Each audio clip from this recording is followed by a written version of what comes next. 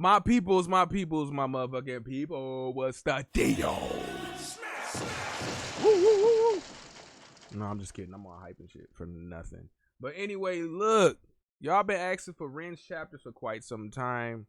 So yeah, I'm gonna give it to y'all. Shout out to you. You know who you are, who gave me a super thanks to check this out a while ago. My bad. My bad, dog. We about to go ahead and jump into it, man, and see what Ren talking about. I just baked the cookie though, so I gotta go get that cookie soon, but it's a pretty big cookie, y'all. I'm just saying. Yeah. Let's go ahead and get into this though. Chapter 1. Hello everyone.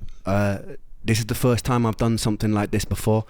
I wanted to write it down because there's a lot and I didn't want to miss anything.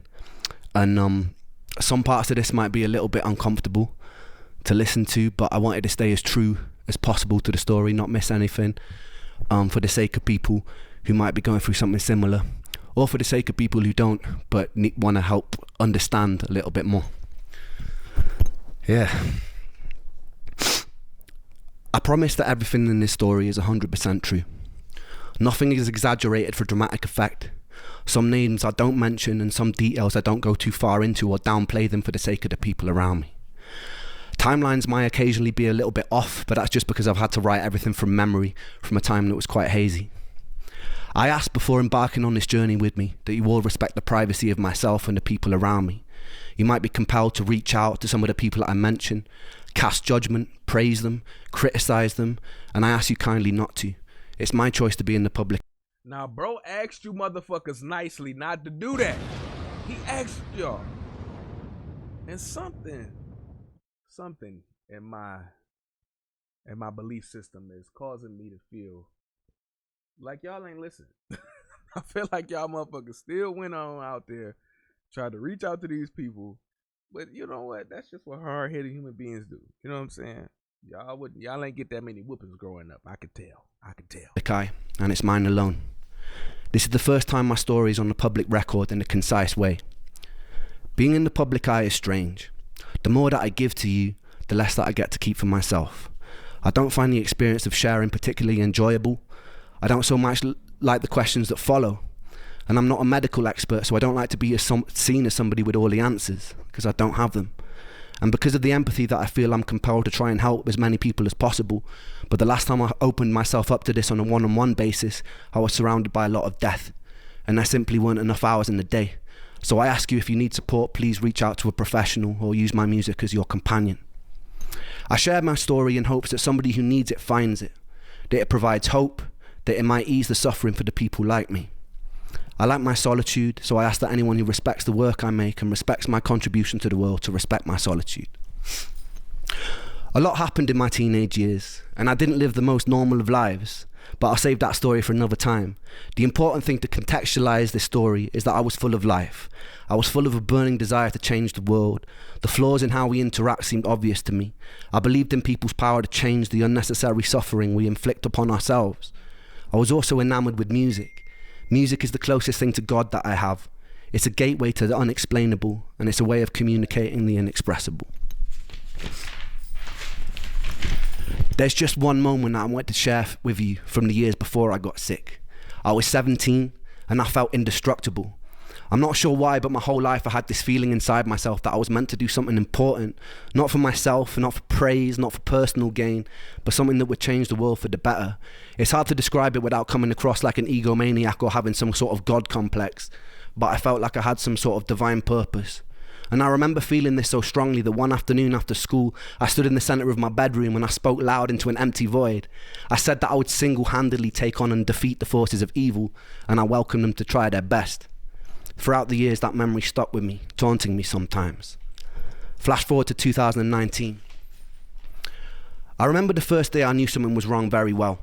I woke up in an unfamiliar room in Cardiff, feeling like a raven had perched itself upon my heart. Every time my heart beat, it's like some part of me was aware of the foreboding death sentence that was to come. Some sort of primal instinctive dread. Everything felt wrong, and I felt prosthetic, like I could tear my own skin off and observe though I was watching passively from another room. The night before, I'd been in Cardiff visiting friends in university. It was the end of summer. We'd gone out to a few bars. I wasn't really enjoying myself. That year, I'd been struggling with social... Were those AI drawings? Is this before AI? Probably not. It was a year ago, so he could have had the AI give him a hand with those. They look like AI generated shit. You know what I'm saying? It look like, you know, we can tell what AI generates now. It's really not that important. I'm just saying. I can tell sometimes. You know what I'm saying? Yeah. Anyway, let's get back in there. Anxiety, perhaps from years of abusing my brain with a whole pick and mix and selection of party drugs. Engaging with, perhaps from years of abuse bars. I wasn't really enjoying myself. That year I'd been struggling with social anxiety, perhaps from years of abusing my brain with a whole pick and mix and selection of party drugs. Engaging with society felt like stepping into the ring with a heavyweight champion. Every single fucking question felt like an oncoming haymaker I had to socially navigate because of my very limited toolkit of charisma at the time. I don't know why I cared about being liked so much, but the more I cared, the less equipped I became to have a simple human conversation. I used to deal with this by getting fucking hammered. That night was no exception. I got smashed, lost my phone, and woke up in a strange apartment. In the bed opposite mine was a snoring rugby player and his girlfriend. Everything just seemed off, and it wasn't a hangover. My first thought was I'd been spiked. I quietly gathered all my belongings and left before anyone could wake up and punch me with a conversation. I wandered around the grey Cardiff in the haze, feeling like I've just been rigged up to an IV bag full of ketamine and cyanide, and the whole world just seemed off, like I was looking at it through a tunnel. A heavy feeling of fear clung around me like a straitjacket. The only comforting thought was that with enough time, rest and water, it would pass, but it didn't. For 8 long years, it didn't. And this is my story of an 8-year-long nightmare. I returned back to my dad's home. He was living with his partner at the time. It wasn't my home, so I already felt uncomfortable and out of place. These unusual symptoms persisted. I figured I'd caught some sort of virus and I'd get better with time. But by the end of the week, things were a lot worse. I took myself to the doctor and he said he thought it sounded viral, that if I went home and got enough rest, it would eventually pass. And it didn't. For 8 years, it didn't. I returned for my second year of university. My brain was full of fog and my body felt poisoned. There were intermittent days where I felt like a hollow suit of skin. I'd sit in lectures unable to focus and was devoid of any sort of personality. I'd be able to have basic conversations, yeses and nos, but I was stripped of the ability to think spontaneously. It's like my body was taking up so much processing power being sick that I could not have original or spontaneous thought. The most peculiar thing about this was there was a me that was aware that this was all happening and was observing it from outside of myself, locked out, screaming silently, banging on the walls of my mind to be let in, and never successfully. And nonetheless, there I was, like a ghost haunting myself. My usual routine was getting home, running a shower and curling up into a ball to cry underneath the running water, not understanding what was going on. I brought myself to the doctors numerous times during this period, requesting every blood test they'd let me have, often being dismissed and told things like stress from university can cause strange symptoms. But how come no one I knew in university could relate to this? Eventually I was put on a 6-month-long waiting list to see a mental health specialist who did a short 1-page questionnaire and wrongly diagnosed me as hypercycling bipolar and put me on a course of citalopram. After a few weeks it stole my ability to sleep. I was told to stick it out and it would level out and eventually I'd feel more like myself. I stuck it out and I got worse, and I pulled myself off it after 2 weeks in a row of sleepless nights and insomnia. There's something pretty peculiar about being told you're in some sort of spectrum of madness, even if you suspect that you're mad. Your diagnosis finds a way to claw itself into your identity. I know that movie. One flew from the damn, which one is it? One flew from the cuckoo's nest or some shit like that. It was a good ass movie and it was a good book too. Shout out to Nicholson. Anyway, let me go back. There's something pretty peculiar about being told you're in some sort of spectrum of madness, even if you suspect that you're mad. Your diagnosis finds a way to claw itself into your identity, even if it doesn't belong to you. Ever since I was a child, I'd always be asking what and why and how things worked. I couldn't really accept things as they were without knowing how. I carried into my adult years, and so as the bipolar hammer crashed and sentenced itself into my reality, I began searching online for behaviours associated with it, people's first-hand experiences, what it felt like to be manic. In these earlier days of my illness, the symptoms would fluctuate in severity day by day. Some days I'd be in a thick, tired fog, and other days they'd be more merciful. I began to associate the days of not suffering as mania and would act more erratically on the days that my symptoms were less bothersome. I did things like climbing out of windows of a 6-story student accommodation or get so drunk I'd wake up outside of the university campus lawn. But it wasn't mania. I just wasn't hurting. I spent 1 day a week with my therapist, who was teaching me cognitive behavioural therapy. The issue was, mentally reframing unexplainable symptoms caused a lot of cognitive dissonance for me. I was told my anxiety or depression was causing my symptoms, but in reality it was my symptoms which were making me anxious and depressed. So I was in some sort of inescapable bind. I'd devotedly work on my mental health, following every new tool for coping to the letter, only to have my symptoms get worse, which made me frustrated, raise the intensity of my treatment, only to get even more frustrated as my body seemed to deteriorate. After 6 months, I told my mum I'd happily saw off my own leg with a blunt knife if it meant my symptoms would vanish, and I meant it.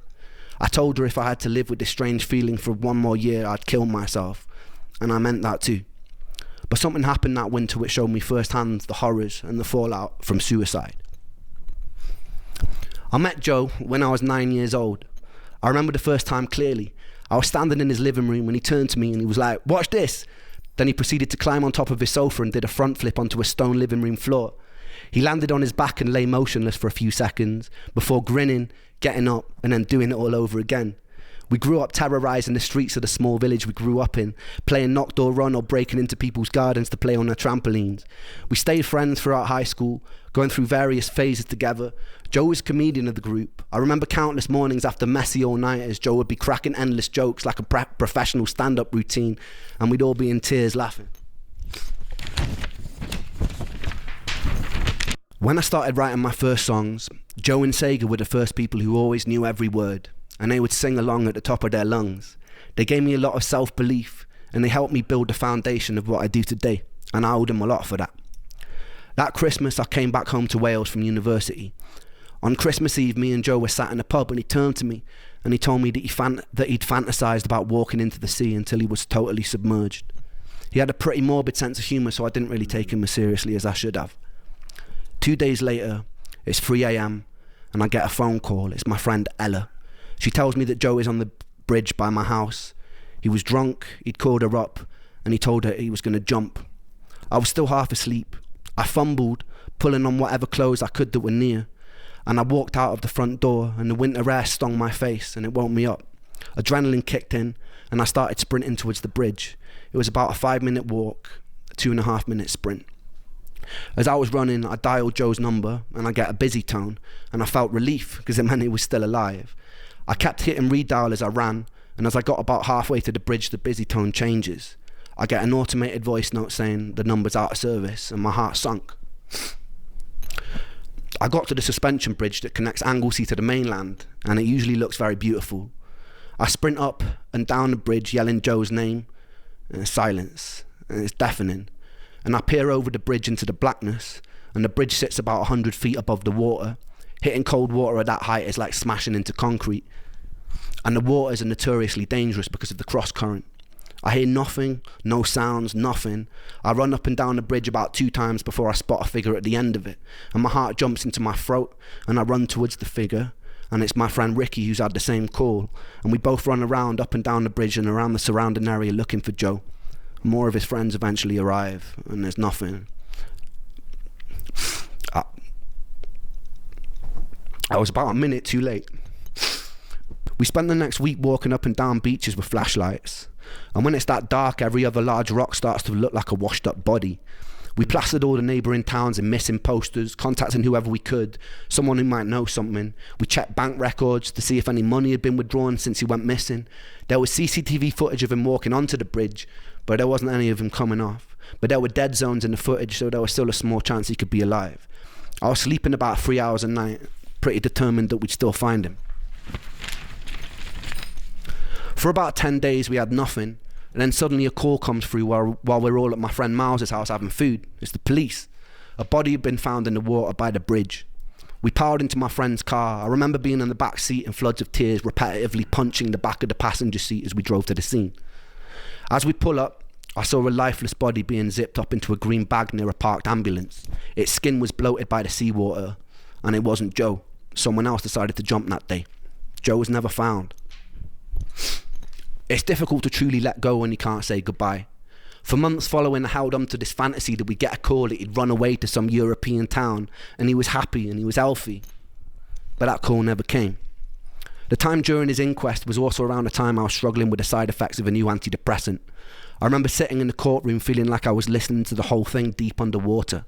The judge felt the circumstances surrounding Joe's death didn't mean The judge felt that the circumstances surrounding Joe's death meant that the verdict was left open. It kind of stung even more to not have an official ruling of suicide. I remember going to visit his mum not long after and witnessing the aftermath of a mother grieving for her baby boy. The silence of his father, the tears of his mother. I decided that day that I'd have to wait until my illness killed me because I couldn't do it by choice. I couldn't put my family through that. Over the next 10 years, I returned to my hometown, only a handful of times following Joe's death. My last visit was in the summer of last year. I reconnected with Joe's parents and showed them a song that I'd written, simply entitled For Joe. We cried together, reminisced together, joked, and I'm proud to say that I gave Joe's mum enough money to afford a caravan she told me she'd been saving up for. That felt pretty good. We'd also do a fundraiser for the Royal National Lifeboat Institution, who were integral for searching for Joe during that time, and we raised a pretty good amount of money too. Being able to give back in whatever small way I could felt good, and it felt right for all the years Joe had made us all laugh till it hurt. He was a solid person, just a little lost, as we all are sometimes. Before he finishes, we gonna finish strong, y'all. Hey, one time for Joe, bro. One time for Joe. They say it's always the people that you least expect. The ones that are always cheerful and making people laugh. Those are the people who carry the most on their back, man. They got a lot on their shoulders, a lot on the mind. You know what I'm saying? And you just never know what they're going through. So, yeah, check on your strong friends, man. Check on your friends that are always laughing. And I miss him. Life was about to take an even more unusual turn, and I was about to meet the first angel of this story. So stay tuned for that.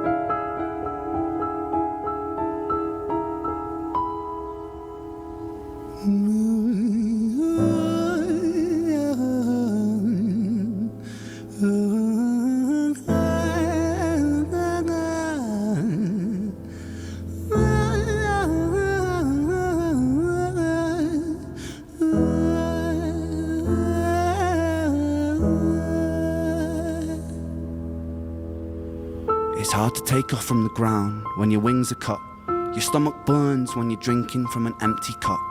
You know the entire ocean came from my tear ducts. I see the world through Fibonacci sequences and double Dutch. I guess there's some that's born lucky, there's some that's not. I tried to cut away my bitterness, hatchet job. I locked my youth inside the trunk, inside the pickup truck, then dumped that whole thing over that same bridge the night you jumped. I think about that sometimes, vividly. What it felt like to look down and see tranquility. One sudden movement in a world of possibility. Only one movement to expose our fragility. I fucking miss you, and I miss myself. I miss thinking we were indestructible as hell. I miss chilling by the pier cave and kicking back with Callum, Hugo, Justin, Sega, Stevie and the fucking lads. I miss missing that. I numb myself to close the gap. I never even call them up. Distance is my plaster cast, to tell the truth. The day you jumped, my childhood jumped too. But I still can't find the anger. All I find is missing you, man, I miss you.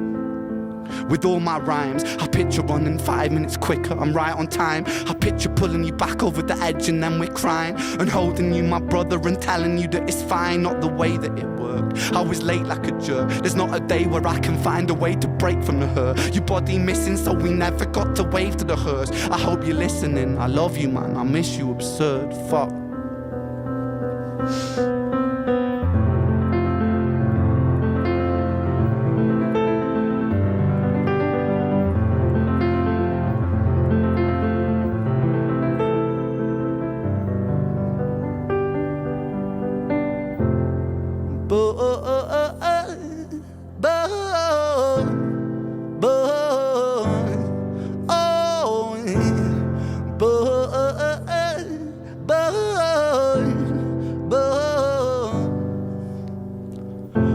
like domino it falls. Across the way another's born. How you're supposed to raise a child and give it courage from a storm. In a world that is confusing, contradictions pave our flaws. Some will say we're only human, others judge us for our flaws. Some get born in sheets of satin, some get by in tattered clothes. Some will die before they live, that's just how the story goes. But for those of us still with us, who reside inside our hearts, tell them proudly how you feel.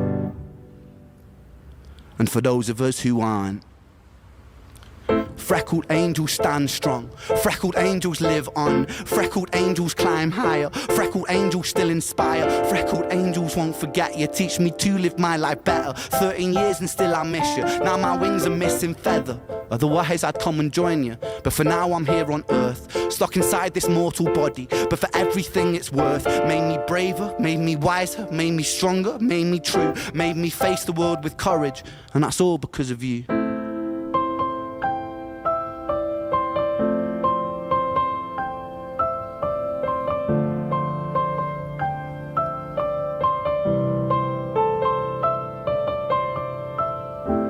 Freckled angels laugh the hardest, and their hearts, they are the largest. With their wings, they fly the farthest. So I know you're gonna be okay. Freckled angels live the longest, and their minds, they are the strongest. Oh, their friends, they are the fondest. So I know you're gonna be okay.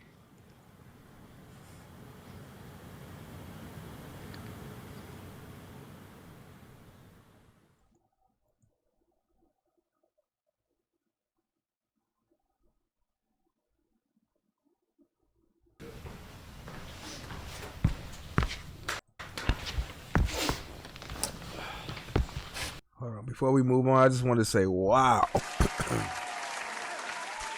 Like being Joe's parent and listening to that song though, bruh, I would be like, wow, like I don't even think I'd be able to listen to it, you know, to be honest with you. And if I'm not mistaken, Joe was never found. Man, that's sad. God rest Joe, man. Good thing it's a dope person like Ren who's carrying his name on, you know what I'm saying? Because a lot of people pass away and they're not remembered. You know what I'm saying? Not even in the slightest. You know. So it's like to hear somebody who's making these dope songs that millions of people get to hear, you know, in celebration of someone's life or remembrance of somebody's life, it's, man, that's probably what Joe really wanted. You know what I mean? So yeah, I think I'm gonna go get that cookie though, man. I need to lift my vibrations after that sad situation. Even though this might be a whole lot of sadness in these chapters, I think a cookie would suffice. Okay, here's the cookie verdict. The cookie verdict. I air fried this goddamn thing. So don't you sit over there laughing. I'm gonna make it do what it do, baby. All right, let's get back to it.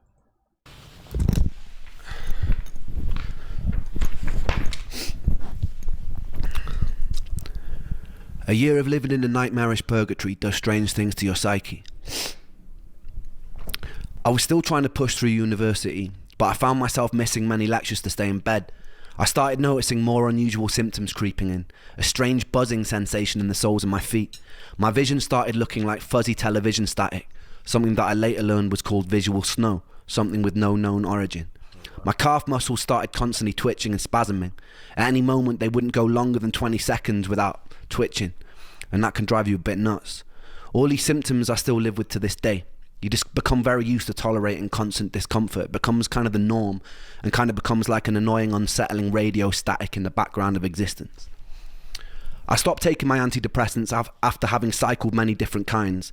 None of them helped. All of them gave me some new kind of symptom or side effect, like insomnia, dry mouth, heart palpitations, no libido, etc. I spent a lot of my time alone, but in the moments of respite I'd hang out with friends. We formed a band called Trick the Fox the year before I'd gotten sick. It was the one ray of sunshine I had at the time. I quickly became friends with a bass player called Charlie, and we developed some kind of musical telepathy where we both knew what the other was going to play before it even happened. He was the first musician I've ever felt this kind of chemistry with. I became a kind of third wheel in his Momoko's relationship. With time, Momoko became like a sister to me. To this day, it's one of my favourite people on this spinning rock.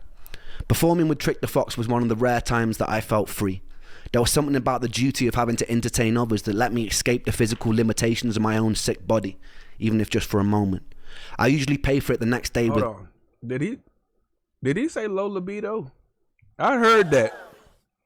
This is not a time to be joking. I know that already. Trust me, I know.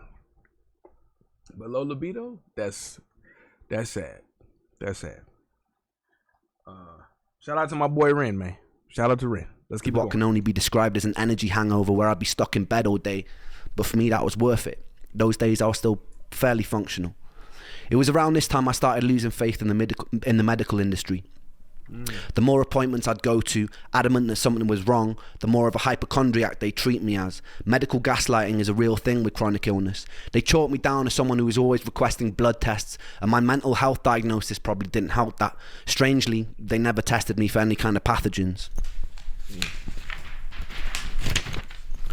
I decided to embark on a precarious journey into the Russian roulette chamber of Dr. Google. I would type in the most predominant symptom of the day, and Dr. Google would tell me that I have a rare disease and I'm probably going to die. With time, I sharpened my search engine axe and refined what I was looking for. I dived headfirst into the abyss of online support groups, hoping to find solace or answers amongst fellow sufferers. We were like crabs in a barrel. Hold on. Ren ain't the only one who's done that. I used to do that shit when I was like 16. Bruh, don't ever do that when you're like 14, 15, 16. I gave myself like anxiety attacks and all type of shit thinking I was finna die. As soon as I got to the end of the paragraph, I thought I was gonna die. I'm like, oh my God. What type of life am I living? You know? Motherfucker, you 15, you ain't even lived life yet. Very rarely someone would find their silver bullet and announce what it was that cured them. Hundreds of people would follow their protocol, some with mild success, but most of us will still remain trapped. I joined as many online support groups as I could. It was a bit like the beginning of Fight Club, except instead of faking conditions to feel accepted, I was desperately hoping I had those conditions so I could cure myself and get the fuck out. I convinced myself I had conditions like candida, magnesium deficiency, parasites, adrenal fatigue, heavy metal poisoning, etc. At the time, I felt like I was single-handedly keeping Jeff Bezos in business. While most students were spending their student loan on drinks, I'd spend mine on the supplement or protocol of the week. I'd follow whatever herbal or supplement protocol was suggested, sometimes noticing mild improvement and sometimes getting a lot worse, most of the time feeling nothing. A story would pop up on one of these groups like, after I did a 30-day parasite cleanse of wormwood, cloves and garlic, all my symptoms disappeared. I'd read a story like this, get full of hope, and put myself through a grueling 30 days, which would often result in a worsening of symptoms. My body felt even sicker and weaker, but I'd stick it out because I was told that this was a good sign. The parasites are dying. I peered into the toilet bowl and valiantly waved goodbye as I flushed their imaginary corpses into a watery abyss. At the end of the 30 days, I'd be left with a lighter wallet and all my symptoms still remaining. And if that didn't work, I'd move on to what was next. Maybe I have seasonal affective disorder. Alright, so I'd get on the internet, order a light, stare at it for 10 minutes a day, and to my big fucking surprise, still have all my symptoms. The only thing that light illuminated for me was that I was desperate enough to buy a glorified table lamp. See, bro got a good sense of humor too through all of the shit, you know what I'm saying?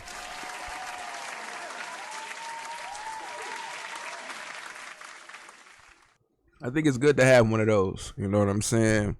Despite what you're dealing with out there, y'all stay strong, man. You know what I'm saying?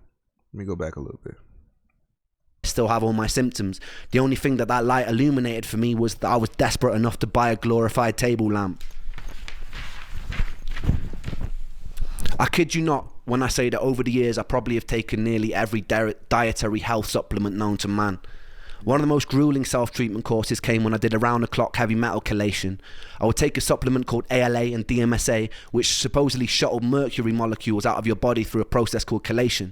I would have to take the pill once every 3 hours around the clock, which meant setting multiple alarm clocks to wake up and take them. The supplements came with their own side effects. I remember one time standing in a supermarket and feeling like the sounds and lights were so bright that I couldn't even bear to be in there. I stopped with this protocol for a whole year with no luck. I was still coming to terms with the death of one of my best friends during this time too. I was too sick to hold down any kind of stable job, so I was mostly living off my student loan. Welsh students study in England also weirdly get given a small sum of money just for being Welsh, or almost like a "we're really sorry that you're Welsh" sort of condolence prize. I've always prided myself on my financial independence, so whenever I could, I'd get out on the streets of Bath and I'd busk. I remember the very first time I did, I had my guitar. What's that? Welsh reparations? Okay, I'm sorry. I'm sorry. No more joking. Maybe. Condolence prize. I've always prided myself on my financial independence, so whenever I could, I'd get out on the streets of Bath and I'd busk.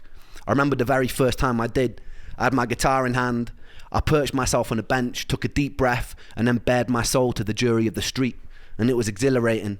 People sometimes ask me what music means to me, and it means life. This was usually the one time I felt like I didn't want to die. This was the one time I could feel a resemblance of something that resembled spirit, that resembled my soul, that resembled me. I even found myself cracking jokes with onlookers, which for someone dripping with social anxiety at the time was huge for me. It was March, roughly 3 months after Joe had died, and I was sitting on a bench in Bath with my guitar singing into a busy street. And this is when I would meet the first angel of this story. I'd see 2 more angels years later, one in the guise of a homeless man, one a doctor cheating death in the Beverly Hills clinic, but that bit will come a little bit later. The angel was walking on the opposite side of the street with a mother. They both stopped to watch me for a moment. I saw her mum whisper something to her. The angel turned bright red and she giggled and they shyly approached. We got talking and the angel asked where I was from.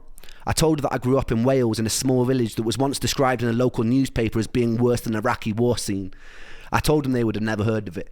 They looked surprised and they said they had family there. I asked which part and it turned out to be the village that I grew up in. Since you can basically count a population of 2 intergenerationally bred mutated hands, I asked who they were, and it turned out that that angel happened to be Joe's cousin. This encounter was always a foundational moment of serendipity in my life. In the years that followed, I took serendipitous occasions to mean I was in line with my purpose. Sometimes I felt like I'm following a script. It's just that I don't know the words or actions until they actually happen. But in moments of serendipity, I feel like they are playing out exactly as they were meant to. It was quite a bizarre moment for me, that hundreds of miles away by chance this angel would be related to my lost friend. Upon learning who I was, they invited me back to theirs for a cup of tea, and I accepted and I fell in love. It was really good tea. That week, the angel took me to a favourite botanical garden and she pointed out a favourite flower. So that night, true story, I dressed in black, broke in by climbing over the fence, dug up the flower and presented it to her the next day. She called me insane, but it's safe to say that angel ended up being my first serious girlfriend. Oh shit. It was a weird kind of relationship. We both shared an unusual trauma for people who were so young, brought together by a tragedy. Even though sometimes I feel like she might have hated me at the time, I was convinced like it was some sort of Shakespearean fate that had brought us together. A morbidity that birthed light, that it couldn't be anything else. It felt like divine intervention. She was pretty troubled in her own way, and I was very troubled in mine. But in between the sludge of dealing with the constant symptoms, it was beautiful.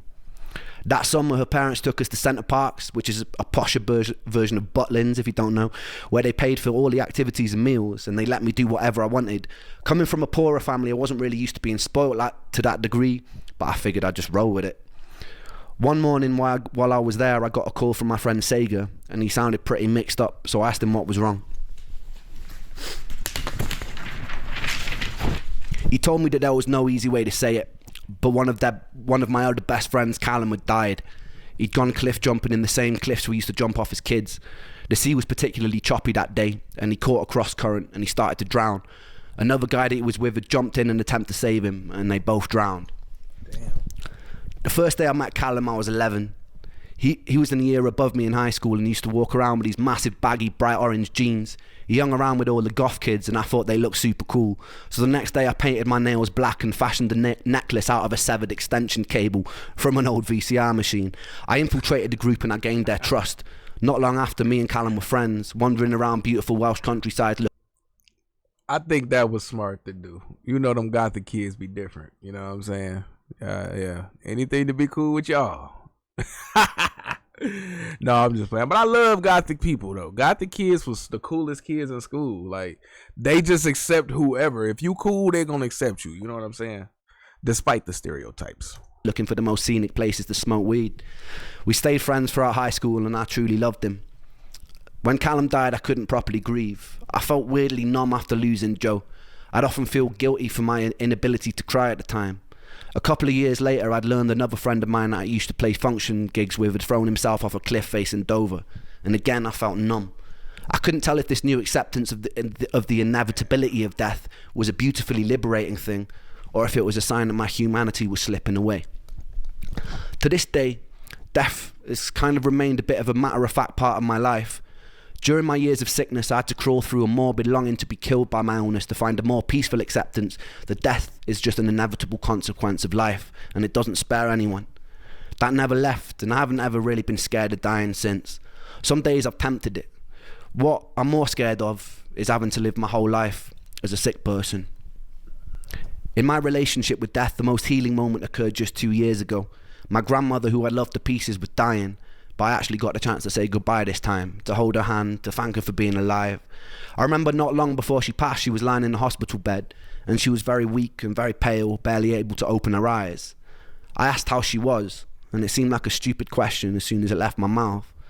She paused for a long moment, and she turned her head to look at me, and she opened her eyes, and she smiled, and she said she felt happy.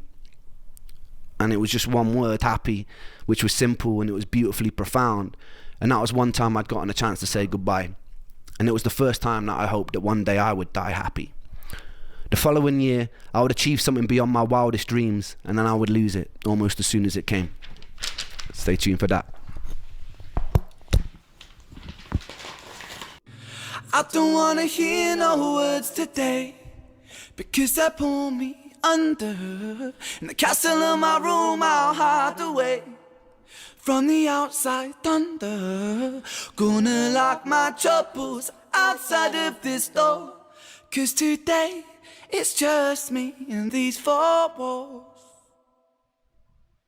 I said I wanna run away, fly to another place, fly to another place, say oh. Said I wanna run away, fly to another place, fly to another place. The light that I hold, it turns to grey, and that makes me wonder, will I always feel this way? So far under, but I put my soul on show for everyone to see, 'cause even though it's bruised, I know it holds such beauty. I said I wanna run away, fly to another place, fly to another place, say oh. I said I wanna run away, fly to another place, fly to another place.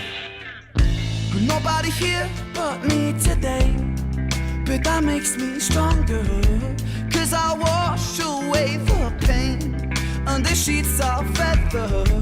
Gonna lock my troubles outside of this door, 'cause today it's just me and these four walls. I said I wanna run away, fly to another place, fly to another place, say oh. I said This I is sweet. away, fly to another place, fly to Hey. another place, say oh. I said I'm This shit is sweet as fuck, bro. Hold on, let me go back a little bit. That chorus, like, come on. How you gonna give us a sad song with sad instrumentation and just pick it up like that and just go all Green Day on us? Like, bro, come on, bro. Sick, man. this door, 'cause today it's just me and these four walls. I said I wanna run away, fly to another place, fly to another place, say oh. I said I wanna run away, fly to another place, fly to another place, say oh. I said I wanna run away, fly to another place, fly to another place, say oh. I said I wanna run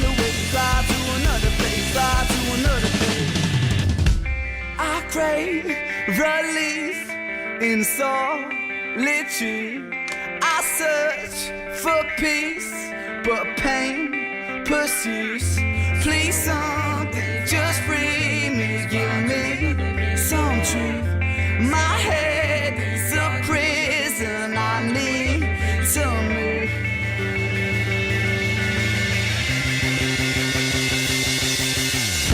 I said I wanna run away, fly to another place, fly to another place, say oh.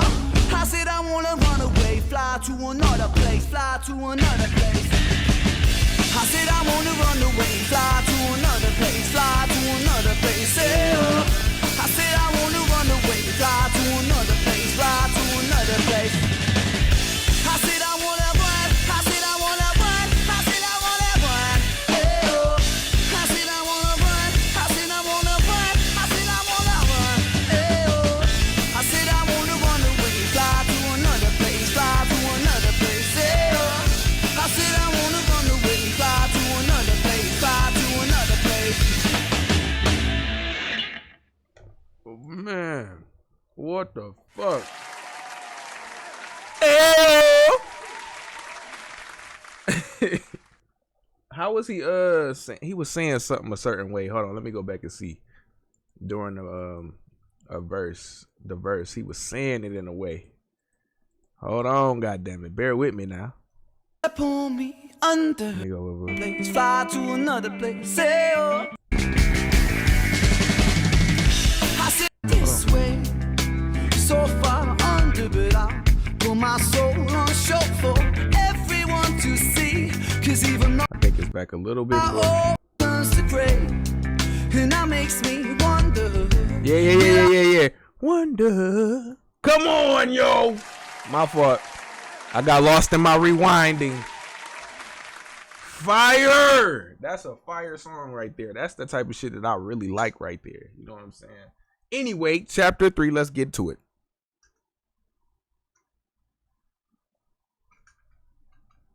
My therapist was scowling at my weekly anxiety and depression scores like a detective trying to crack a particularly stubborn case. There were no signs of improvement, and the scores followed no real measurable pattern that were consistent with bipolar. After nearly 2 years of talk therapy and taking enough medications to fill a pharmacy, he sat down with me and he dropped the bombshell that he didn't think that I had bipolar. In fact, he said that he didn't think that I had depression at all. And it was a very odd thing to be stripped of an identity in an instant.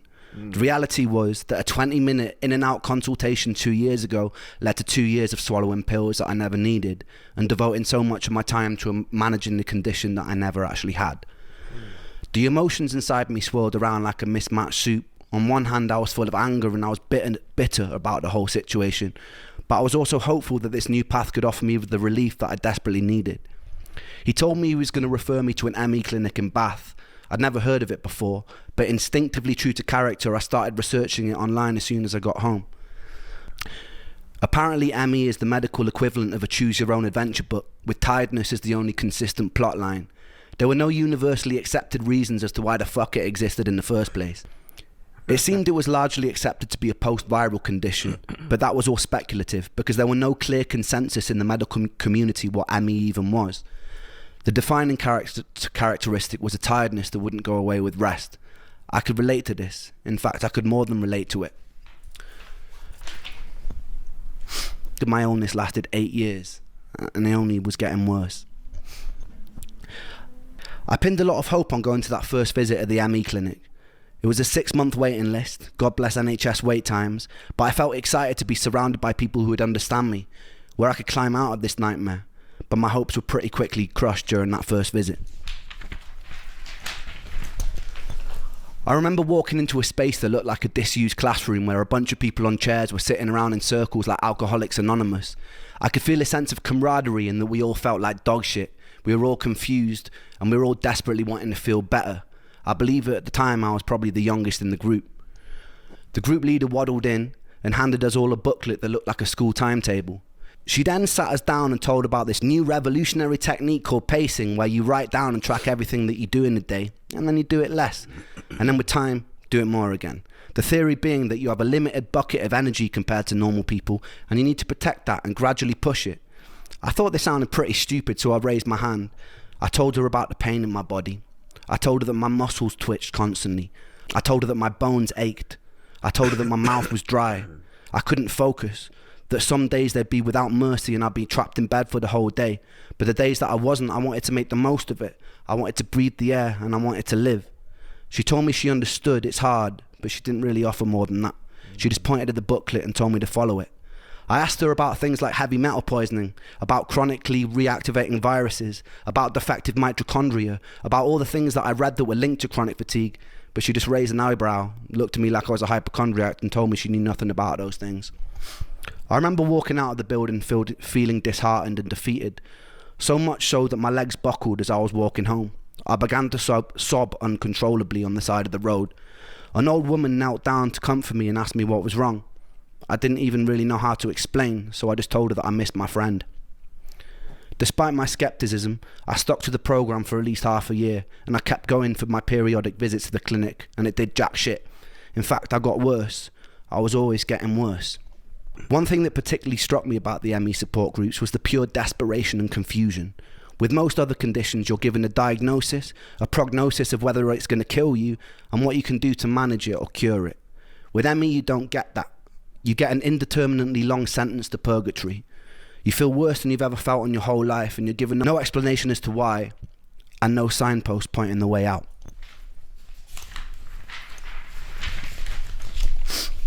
There was no selection bias to the people suffering. Members of the group were anything from esteemed ex-lawyers to single parents to former athletes. One thing I can say, these people were for the most part all extremely driven and collectively mourning their old lives. There's a stigma that because ME's predominant presentation of symptoms is tiredness, that its victims are just being lazy. I can tell you firsthand that me and every single person I've met with genuine ME would rather run 1,000 marathons than have to live another week with the tiredness and the unrelenting fatigue. We were at war with our tiredness, trying desperately to escape it, and some of us would go to extreme lengths to turn ourselves into guinea pigs to try and find ways out. Suicide was pretty common in those online support groups. It was around this time I was swallowed into the music industry. I was out busking on the streets one day and I noticed this sketchy, good-looking Mauritian guy with his arms crossed, watching me, really intensely, as though he was studying every lyric coming out of my mouth. He approached me and asked me if the songs I was singing were mine. I said they were. A big smile was painted across his face, and he told me he just finished recording Plan B's latest record, which turned out to be The Defamation of Strickland Banks, one of my favourite albums of all time. He was looking for a new project to sink his teeth into, and he asked me if I'd come to London to record. We got into it. The whole time I felt dreadful, but this was a lifelong dream materialising in front of my eyes. So bit by bit, when I could, I'd get the train to London and start chipping away at my first ever album. I didn't really let on how I was feeling during this time because I didn't want to sabotage it. There would be times I'd finish up in the vocal booth after doing the take, excuse myself to go to the toilet, throw up from the dizziness I was experiencing, sometimes with specks of blood, and then I'd go back and pretend that nothing had happened. I'd be sitting around with the whole room spinning and would pretend I was fine. There was only so long that I was able to keep this up. Eric told me it'd be a cool idea for me to start going to industry showcases and start building buzz. Performing live like this was a whole new level of taxing that I wasn't ready for, but I was so ferociously ambitious that I just ploughed through. The usual way it would go is I'd be in the back of Charlie's car, the whole world would be spinning, I'd be trying my best to sleep in it all day, parked up outside of whatever venue or pub it was in London, trying to conserve energy for the show. Sometimes I'd cry a little before I performed. My whole body would be burning. Then I'd brush it off and I'd get on stage and I'd perform as best I could. People would come up to me at the end, pat me on the back. I'd smile and pretend to be charismatic. Then I'd get back in the car and I wish I was in bed and have to endure a 3-hour drive back to Bath from London. There was only a few shows where I could keep pretending. I'd usually be trying to disguise the fact that my body was trembling through the fatigue and pain. Eventually I started crying mid-set. It became blindingly obvious to everyone working with me during that time that something was very wrong. I told Eric that I needed to take some time out. My plan was to live at home with my mum for a month maximum, get my energy back, and come and finish the record. That 1 month turned into 2 months, turned into 3 months, turned into 6 months. I'd pushed myself to total burnout. The distance led to me and that angel breaking up, in part because it was difficult to navigate a relationship when you have so much brain fog, and I didn't know what it was well enough to be able to explain it to her at the time. With a loud thud, I'd been jolted out of a Shakespearean storyline. I lost the record deal and I couldn't get out of bed. My friends from Trick the Fox never really called to check up on me. It felt like the whole world was moving at lightning speed without me. I had this amazing opportunity right in front of me and I was chained to the floor. I was alone. I was sick. I wished that my condition would get it over with and kill me, but it wouldn't, and it felt cruel that it wouldn't. It just let me rot in bed. The whole world would continue to turn, and I would rot. In the next episode, I'm going to tell you about a fight with a television and losing my anal virginity to an 80-year-old man. Wait a minute, brother.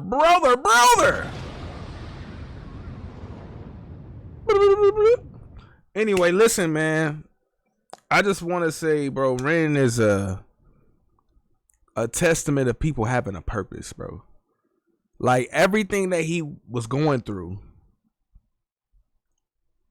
could have killed him, and it didn't.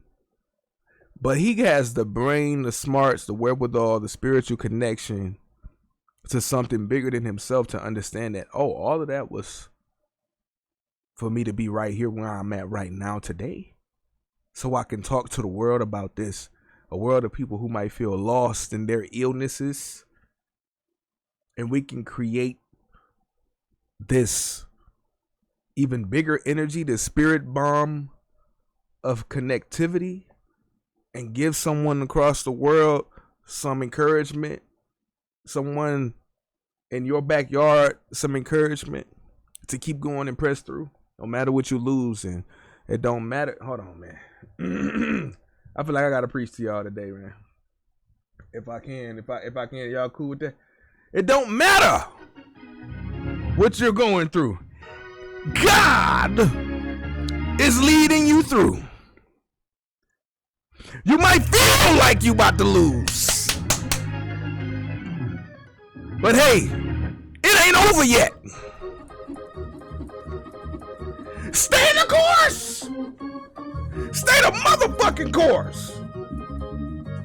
Woo! Because you have a purpose. Brothers and sisters, even if you don't believe in God, whatever your spirituality is, whatever all that shit is to you, you got a purpose. That's all. Make sure you use it. Use it, man. Because I'm for sure using mine. I feel like I haven't quite gathered all the pieces, but I know I'm going to live my purpose, and I'm living in my purpose right now. So, yeah, let's get back into this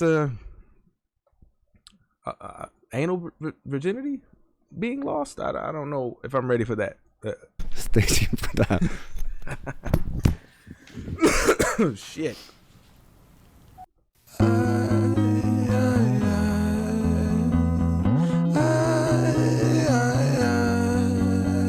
Hold on. I feel like this finna be something I'm gonna like. Before I go forward, though, I gotta do something. Hold on. I'll be right back.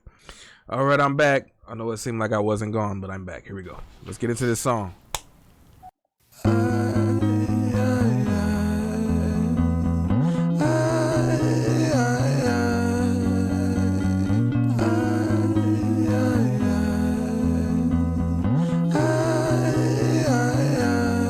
Patterns are composed by a time bomb for an author, like pigs to the slaughter. A symphony of self-doubt sings out, breath starts getting shorter, running water. It's the state that I wish to become. Instead, concrete envelops my movement and I'm rendered deaf and dumb, unable to heed the advice of others.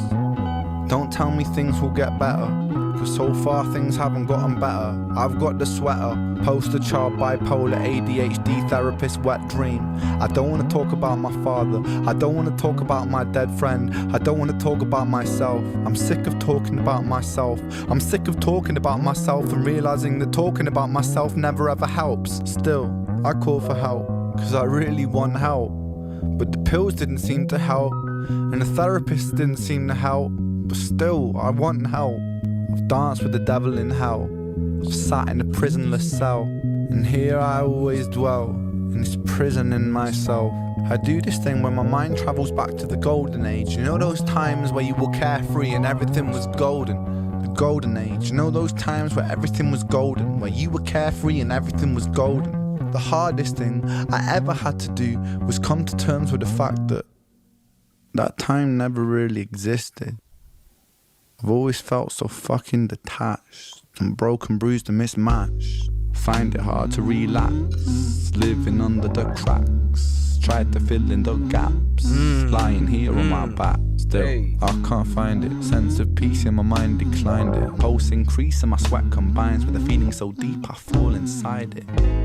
Depression, I hate you, depression. Your constant oppression, respond with aggression. They say depression brings you lessons. Constant stressing conceals blessings. You will grow in broken settings. Fuck those lessons, fuck depression. I've been living in your shadow for so long that I forgot how I can shine. How I can find a refuge in my mind. How am I meant to sit here and unwind? The planets align. I feel like I'm cursed. Feel like I'm cursed to just be here to hurt. Feel like I'm cursed to just be here to bleed with my demons. Been feeling this way since birth. Depression, I hate you. Depression, I hate you. Depression, I hate you. Depression, I hate you. Depression, I hate you. Depression, I hate you. Depression, I hate you.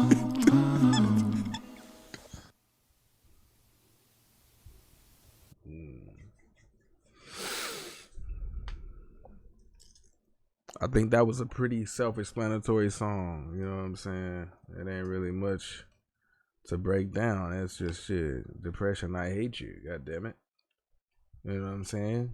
It's kind of fucking crazy. You know, I think the depression comes in weird forms, and I think it comes at weird times for people too.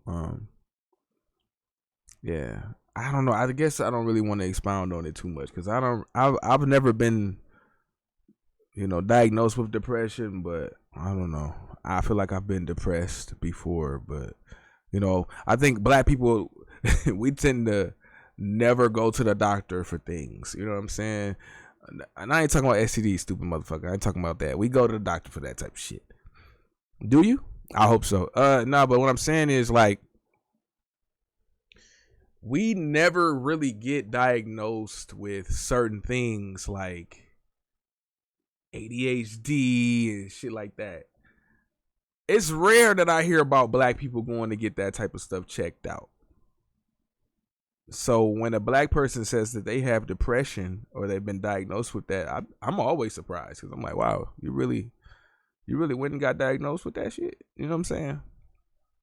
Or that was the diagnosing of what you deal with? That's crazy, you know? We just deal with shit in the hood, you feel me, or wherever I'm from. You know what I'm saying? Wherever we come from, we typically just deal with the shit.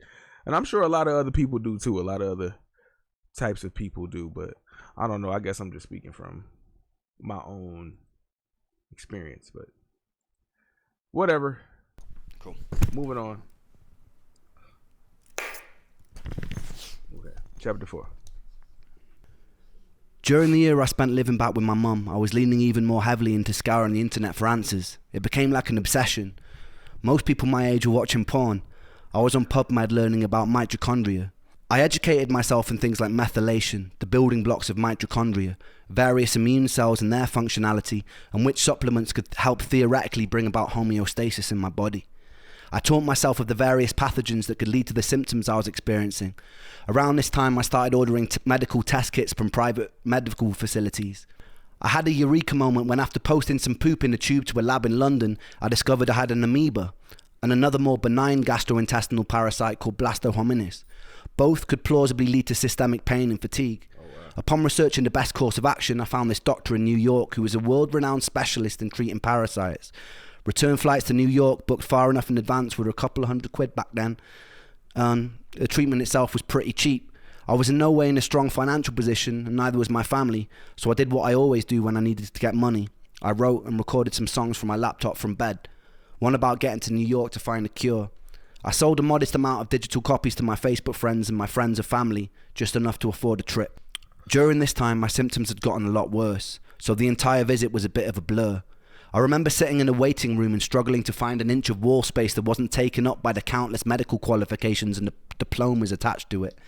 I half expected the walls to start bragging about their Ivy League connections and debating the latest medical research while us mere mortals waited to be called in. When I was finally on the doctor's table, I was told to take off my clothes and put on a blue disposable paper robe. An old man in his 80s hobbled in, pulled on a medical glove, and proceeded to cover his finger in Vaseline. My heart sunk. I was pretty sure I knew what was coming next. I suddenly wished I'd experimented more with my ex-girlfriend. I didn't want to lose my backdoor virginity like this. He could have at least done me the courtesy of putting on some Marvin Gaye and lighting some candles, but instead I lay in uncomfortable silence on a brightly exposed operating table, while a firm-handed, overqualified old man inserted his index finger forcefully into my anus.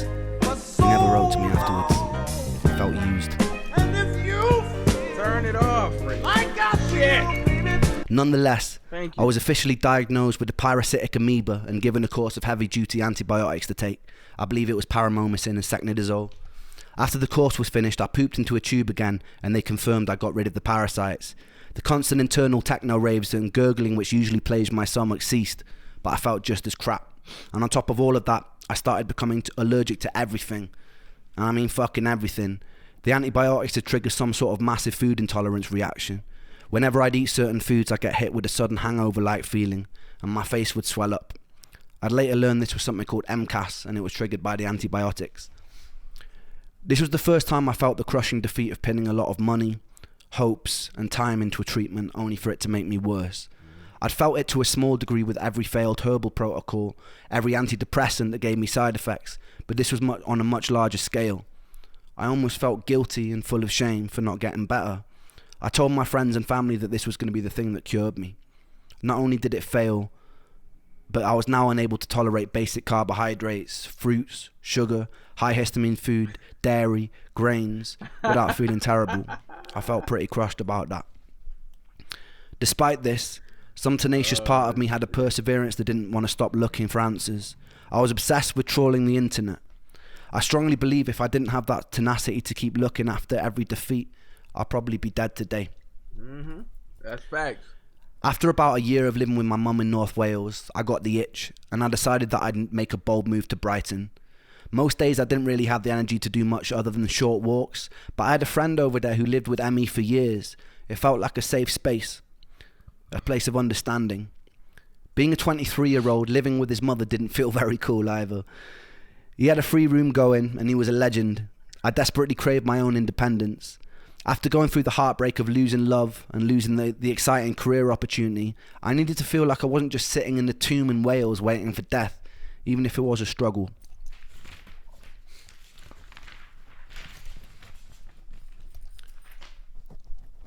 I made the move. It was a really nurturing space, and it was full of the lunatics of Brighton who would come and go. I was still living in a thick haze, but I was meeting people who weren't judging me for it. With this safety, I was slowly finding my personality again.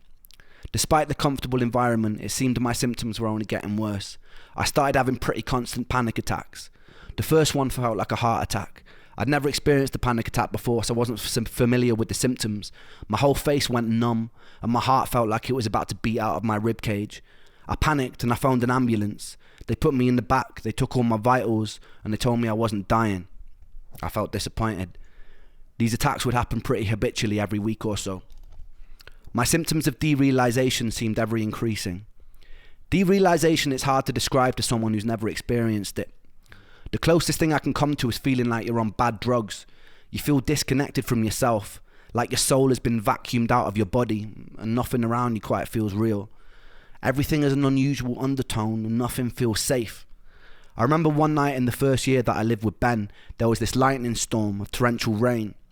I went outside and I stood in a t-shirt hoping I'd be hit by a bolt of lightning and it would somehow shock me out of it. Unfortunately, I wasn't on Zeus's hit list that day. This urge to be shocked back into reality didn't really leave me. I remember one day I was walking back from the shops. I found an old analog television in an alleyway that was being thrown out. I can't quite remember the thought process that led me there. I just remember feeling angry, and I decided to smash the fucking pieces out of the TV in the alley. I picked it above my head and I hurled it towards the ground. The screen cracked, but it didn't shatter like I hoped it would. I did it again and again and again until there were large shards of glass lining the street. I saw one about the size of a kitchen knife and I picked it up. It's hard to rationally explain self-harm that's not a cry for help, because this wasn't a cry for help.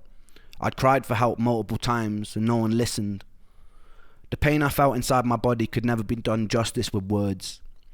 There's a certain horror, a certain frustration of living in a body that would never give me a moment of peace. I felt constantly alienated. I had no doctors to tell me what was going on. They made me feel like a hypochondriac. There are no combination of words in the English language that can express that pain, that can express that frustration. There's no song I could write that would make you understand. In that moment, the closest and truest way I had of communicating my pain was driving a shard of glass into my chest and dragging it across until the blood was dripping down my body. It didn't hurt very much compared to what was already going on inside of me, and it didn't really help me feel better either, but it was truth, and there was beauty in that. Adrenaline gives you a brief moment of respite, After a while, you feel but it wasn't long until I was exactly where I started, just decorated in a little bit more blood than usual. I made sure nobody saw. I didn't want to cause any alarm. I didn't want anyone to be worried. So I cleaned it up when I got home, and then I resumed the life of the undead. In the next episode, I'll tell you the story of when I was stabbed by an ancient sword and when I met one of the most talented people that I know. Ancient sword.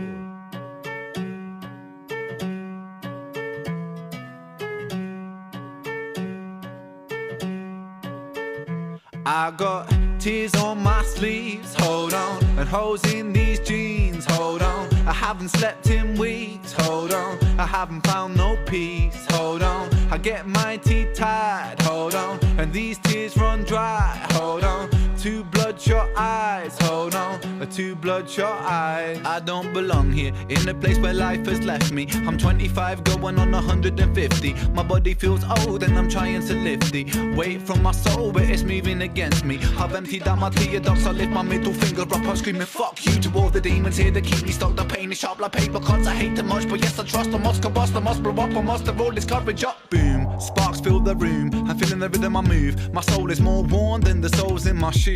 Nike trainer blues, a man with none to lose. I think I lost my sanity, calamity in shoes. Poor choice maker, I rip out the pages of fate, then I roll them up like bizzle of paper. Taker, lung full of destiny, a man with no part is a very strange entity. Tears on my sleeves, hold on, and holes in these jeans, hold on. I haven't slept in weeks, hold on. I haven't found no peace, hold on. I get my teeth tied, hold on, and these tears run dry, hold on. Two bloodshot eyes, hold on, two bloodshot eyes. Do you ever question your fate? The questions I make, is this all predetermined, the script or a play? Am I the protagonist in this tragedy, or will I be the author of stories unmade? If so, I'll dip in my quill to my ink pot, keep on writing, never stop until my beating heart it flops. I'll write a whole... I'm gonna say this right now. If Ren was huge in America, like, okay, I'm gonna say this. If his songs like this were being heard in America, you know, on a bigger scale or whatever, he would have definitely been one of the greats over here. I'm just saying, bro. Of that time or whatever. I don't know. When was he dropping this type of music? If it was like early 2000s, he would have been one of the GOATs of that time for sure. You know what I'm saying? In America for sure. That's what, yeah.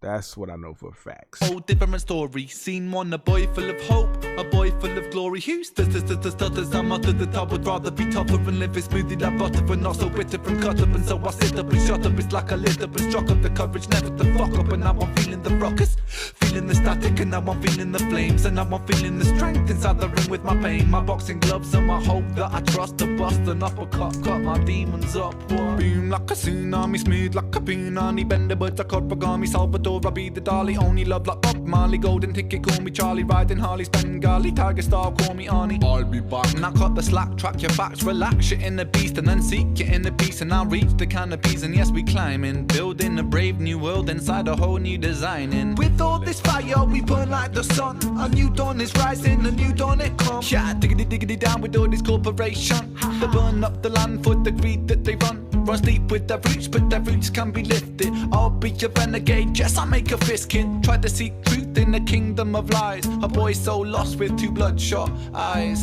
Tears on my sleeves, hold on. And holes in these jeans, hold on. I haven't slept in weeks, hold on. I haven't found no peace, hold on. I get my teeth tied, hold on. And these tears run dry, hold on. Two bloodshot eyes, hold on. Two bloodshot eyes. Ha, ha, ha. Hold on. Hold on. Ha, ha, ha. Hold on. Hold on. Two bloodshot eyes. Hold on. Hold on. Two bloodshot eyes.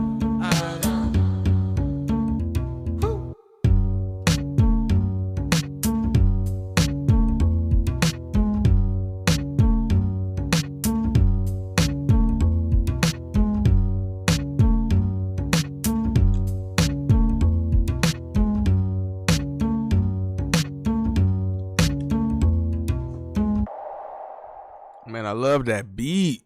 That beat was hard as fuck. I love the flow. I wasn't expecting the old school rap vibe. It was dope to hear that in there. I think this song just had a real good balance overall. And my favorite bar, or my favorite word that he used was smooth like a pool nanny. Yeah. Okay. I like that part.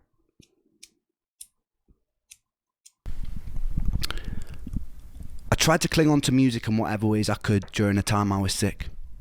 During my time in Brighton, whenever my energy would allow it, I'd get myself out onto the streets and I'd go busking, about once every 3 weeks or so. It was my second year in Brighton, and I remember one evening heading home with my guitar and my busking amp after a couple of hours of playing on the street. I remember hearing this amazing ethereal voice while heading through the lanes, and I saw that it was coming from this 16-year-old kid. I've always had a deep admiration and feeling of camaraderie for buskers. There's something about the willingness to be able to bare your soul to a street full of strangers that really moves me. I noticed that the kid didn't have an amp. He was singing totally a cappella, but you'd only hear him if you were within a few meters of him. I knew from years on the street and singing a cappella than myself that an amp can change everything. I had this compulsion to offer him mine. I approached him and I told him that if he plugged in and sang while I played guitar, the whole street would stop in its tracks. And I was right. His voice soared across the street and people started stopping. Not long after, we had the whole street's attention. Something quite magic was happening. This was the first day that I met Sam Tompkins, someone who would be integral to my whole life changing later on. He had a friend with him, this guy called Connor Honeyset, who would later go on to be my manager. For now, they'd just be a couple of teenagers that I'd have to help out on my way home. It's funny how life works like that. I kept up to date with what Sam was doing on social media. There was a part of me that felt like his successes allowed me to live vicariously through someone else who lived an alternate reality where I never got sick. He was getting videos on SBTV, writing and featuring with some amazing artists, and there were quite a lot of similarities in our writing styles, and all at such a young age. I wasn't really able to do any of that stuff at the time. I was mostly bedbound with the exception of the odd day that I'd be able to go busking. It could have been very easy for that feeling to turn into jealousy, but it never did. I felt truly proud of him. Years later, we go on to write a song together called Blind Eyed, which would transform the trajectory of my whole career. During this time, I was still desperately jumping from one treatment to another treatment. And now that my diet had become more limited, I was trying new diets with no luck. As the options in the alternative health world started to dwindle, I started searching for answers in the divine. In the former years, I had moments where I found myself sitting in churches, talking in tears to whoever might be listening, or experimenting with energetic healing modalities like Reiki. With time, my searching started taking even more unusual turns. I started looking to things like exorcists. Once you exhaust all rational explanations and treatments, the irrational suddenly starts looking more palatable. I had a skeptic's mind, but I had nothing to lose because there were no other good options.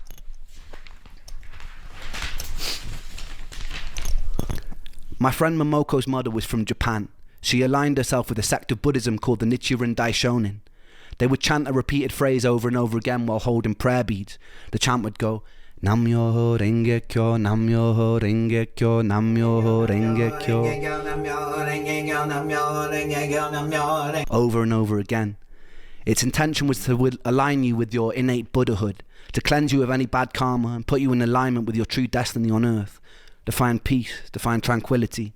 Momoko's mum gifted me with my own set of beads, and I began to chant every morning. Eventually I joined a group in Brighton after a serendipitous meeting with an incredibly eccentric, bright colourful suit-wearing piano tuner. He spotted my beads and he grinned at me and he pulled out his own. We'd sit in a small group and we'd chant for hours sometimes. There was something comforting about trusting the course of my life and illness to an incomprehensible power outside of myself. I spoke openly in these meetings that I loved feeling part of something, but that I really struggled saying with certainty that I believed in it. This was the issue I faced with every religion I temporarily aligned myself with, looking for answers. Something in me couldn't bring myself to take ancient texts as gospel, all too aware of how man twists so-called spiritual doctrines to suit his own power-hungry pursuits. I wanted divine proof. I sometimes screamed at the sky or the waves and begged for it. I was answered with sickness. If there was a creator, I was angry with it. The irony was that I envied people of faith. I felt like people who truly trusted themselves to a higher power seemed to possess a level of calm and acceptance that I didn't. One of my stranger encounters was going to see a shaman. The shaman, of course, was a middle-aged white woman in a quite nice-looking cottage in Brighton. She told me to lie down and she proceeded to lean over my body and made noises like coughing up phlegm while speaking an unknown ancient language that seemed to include whistling noises.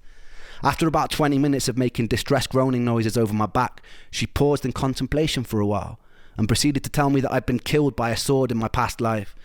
She made sucking noises near the supposed stab site on my chest, and then she spat into a bucket. She then placed a little stone into my hand and she told me that I had to bury it on a high hill in Brighton on the next full moon.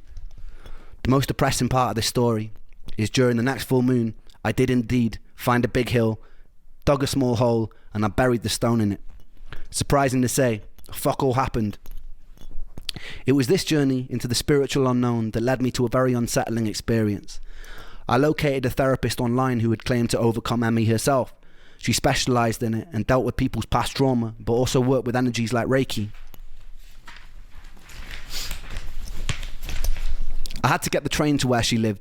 She met me in the car and drove me in silence back to hers. There was a bit of an unusual energy about her. I've always been really good at reading people. I can't quite explain it, but sometimes when I meet someone, it's like I have a sixth sense for whether or not they'll play a significant role in my life. This person's energy felt alien to me. When we arrived at her, she told me that she sometimes would consult with her horses about people's health conditions. It was at this moment I knew that she was probably insane. Nonetheless, I shared a lot about my life. We got into the trauma of living with sickness, what it was like to constantly mourn your own life. It was comforting at first, and it felt like a safe space, until it got a bit weird. One day she offered me a glass of water before a Reiki session, and during the session I fell into a deep sleep. When I came around, multiple hours had passed, which was peculiar for me. I usually have issues with sleeping and couldn't drift off, particularly not in unfamiliar environments. She assured me it was total normal and to get plenty of water, and I thought nothing of it. Lines started getting somewhat blurry when she'd invite me for meals with her and her husband. I took it as friendliness, but I noticed that she started messaging me outside of clinic hours.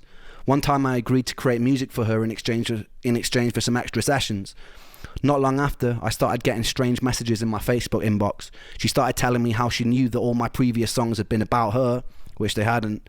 When I dismissed this, she would sometimes message me saying that she was outside of my house, telling me that our souls were bonded and that bad things would happen to me if we weren't together. To put it lightly, I was already in a pretty weird emotional place because of years of sickness. So having someone in the position of trust abuse their position like this shook me, and it shook my trust in therapy even more. It's crazy. It shook my trust in people in general. Right. I told her to never contact me again, and I blocked her, but she would still occasionally get through on other numbers. One time she'd phoned my mum's house relentlessly. My mum, knowing the details, told her to stop harassing me and threatened to get the police involved after things which went silent.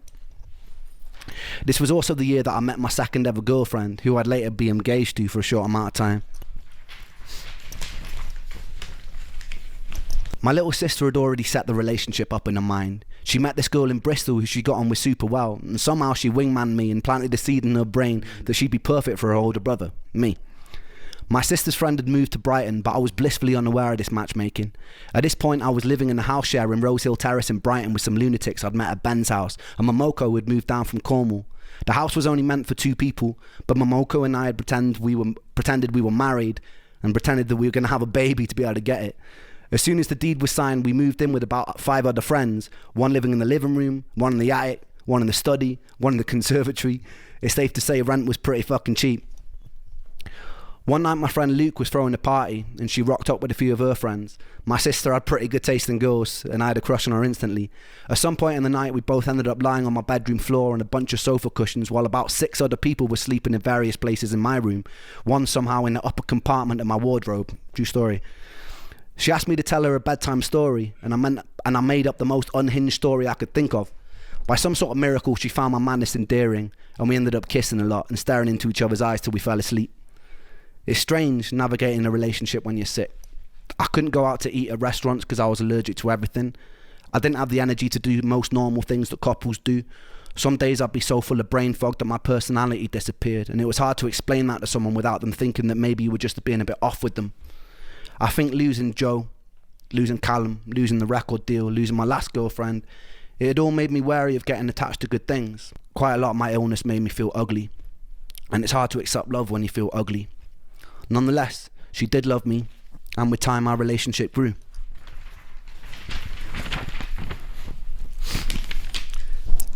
It was around this time I was contacted by a woman called Jennifer Breer, an incredibly inspiring woman whose journey seemed to parallel mine. She was an incredibly ambitious PhD student at Harvard who one day was struck down by a mystery illness that confined her to a wheelchair. She spent most of her life tirelessly searching for a way out. She was doing a Kickstarter to raise money to make a film called Canary in a Coal Mine. It would later go on to be renamed Unrest, and it would go on to win multiple awards, and it's still watchable on Netflix to this day. It's an incredibly important and very moving documentary about the horrors of living with ME. I recommend everyone checks that out. At the time, I started health blogging. I created a series of video diaries that I named Me versus ME. It would be a video document of my various trials with different alternative treatment approaches, and generally a look into the life of someone with a chronic illness. I didn't know it back then, but those videos would save my life. I guess I was occupying a place that was needed, as quite quickly many people in the chronic health communities gravitated towards my videos. Every day, I'd be sent messages telling the stories of the people who'd fallen in between the cracks in the floorboards. There was heartbreaking stories. Stories of frustration and confusion. People mourning the people that used to be. Some who were new to this world, some who had been there for decades. I tried to help them in whatever way I could. I tried to comfort people. In my own little way, I became somewhat of a spokesperson for the voiceless. I felt their pain like it was my own. This new pursuit gave me a sense of purpose that I desperately needed. Without purpose, I felt useless. I made a lot of friends, and I'd write to them on a daily basis. Some of those friends died. Some of those friends that decided to take their lives, and they were wicked people. I talked to them a lot. It was this that ultimately made me decide to stop, but that wouldn't be until years later. Immersing myself in the horrors of this illness and trying to carry some of the weight for the others while I still wasn't strong enough to carry my own eventually took its toll. Jen Breer had found my videos and she asked me to make a song for her documentary. I was honoured. I wrote a song called Patience. I'll leave you with a video taken at a time to finish off this chapter. And I've learnt some lessons that will be so valuable for like, so it's a blessing and a curse being this ill because it's completely changed me. Like it's turned me from a little cocky teenager into somebody who's quite this, I guess, prepared for things now. Like I feel like once I've gone through this, I'll throw anything at me and it'll be okay. But at the same time, as much as I see it as a blessing, I hate it. I do hate it. I think it was Thomas Edison that was like, I haven't failed, I've just found 1,000 things that don't work, which is kind of nice to look at it that way, like I'm just eliminating things. But it really challenges my mind, and yeah, it's just gotten to the point where I'm spending, I say, like 95% of my life in a bedroom, which kind of sucks because my mind is in such a different place in my body. My mind craves light. Hold on, was that FL Studio? It looked like FL. Let me try to zoom. It's either FL Studio. It looked like FL to me. Shout out to Rand, bro. Not only do we share the same birthday, we work out of the same DAW, digital audio workstation. It looked like, from where I'm sitting, it looked like FL Studio. So I'm gonna be pissed if it's not that, but it looks like FL. So yeah. Shout out to Fruity Loops. Sponsor me, bitch. Because my mind is in such a different place in my body. My mind craves life so much. It's alright, it's okay. I'm feeling brave, gonna face this day. It's okay, it's alright. No tears will kiss my cheeks tonight, and it's all good, and I'm just fine. My words ring out like hollow shells. Just slow down, it takes time, but time moves slow, I know this well. And my heart breaks 1,000 times a day. But for every hope that dies, another one takes its place. Because I have the strength of a mountain, and I've got the courage of the deep blue sea, and I have the heart of a lion, and the stars burn bright inside of me. And although you test me, my God, I stand so proudly. Can't you see that I have the strength of a mountain, and I'll take all you throw at me.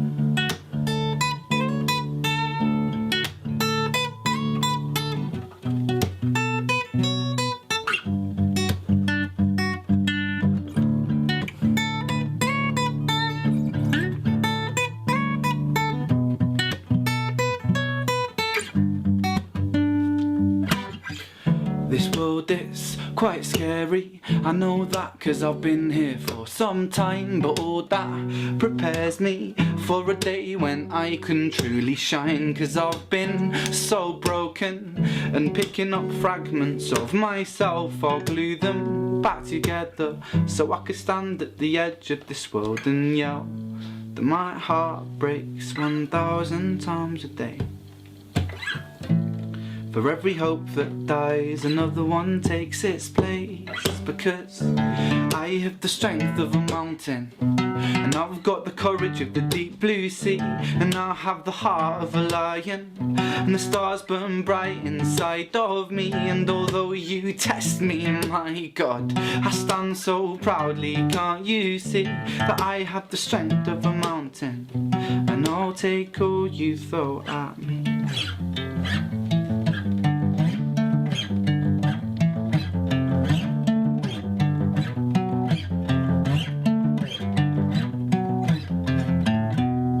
Dust the cobwebs off this sheath, and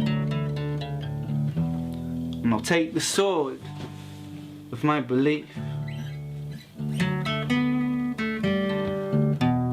and in this storm I will not flinch, and I will not move, no, not an inch.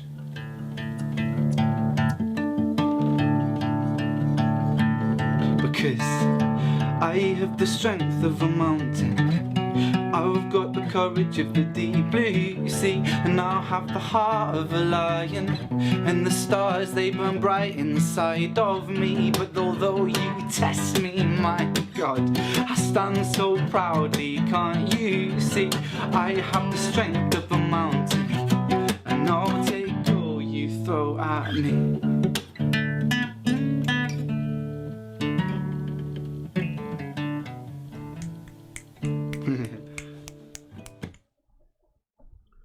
Sick. Hey, y'all know I would love to hear Ren do a song with Jason Mraz.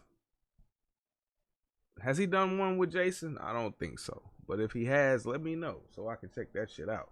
Happy song, just all happy vibes. Y'all know how Jason Mraz is. He just a happy motherfucker. You know what I'm saying? And I think both of their energies combined on the track in the happy mode though, it would make one hell of a song.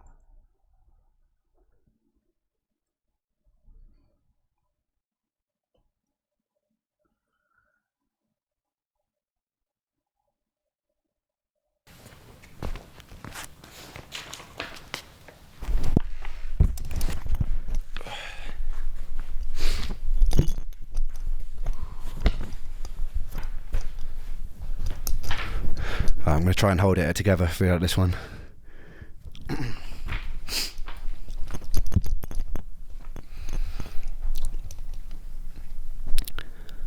2015 was the worst year of my life. At the end of 2014, I attended a private UK-based ME specialist clinic called Breakspear. For some reason, the treatments had sent my health nosediving, and I became more sick than I'd ever been. I became so weak that I couldn't walk to the bathroom without needing to lie on the floor to recover. I couldn't focus on anything. I couldn't read. I couldn't watch TV. All I could do there was lie there in pain. It was obvious during this time that I needed to move back home with my mum again. She moved to Cardiff with a new husband, and they had a spare room, which became my tomb for the next 8 months. At this point, I was so weak that the most that I could manage to do a day was to take a shower. The rest of the time I was confined to my bed. I started reacting even more severely to foods, so every single meal had to be blended into soups or broths to avoid negative reactions. Pain constantly shot through my shin bones and through my feet, like splinters. My stomach would gurgle, and the muscles in my body would constantly twitch, spasm, and ache. My body felt drained of every single ounce of life, and I was so tired, but I was too wired to sleep.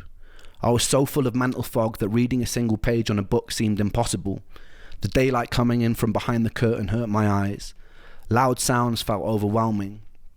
All I could do was wait and pray for sleep, knowing that when I woke from it, nothing would change. I wouldn't feel in any way rested, and all the symptoms would persist. This went on and on and on. It was day after day of physical and mental torture. I thought of concentration camps, of prisoners of war being tortured. At least the escape of death seemed likely. During that time I never got breaks. My whole body burned, my brain was on fire, and I had nowhere to hide.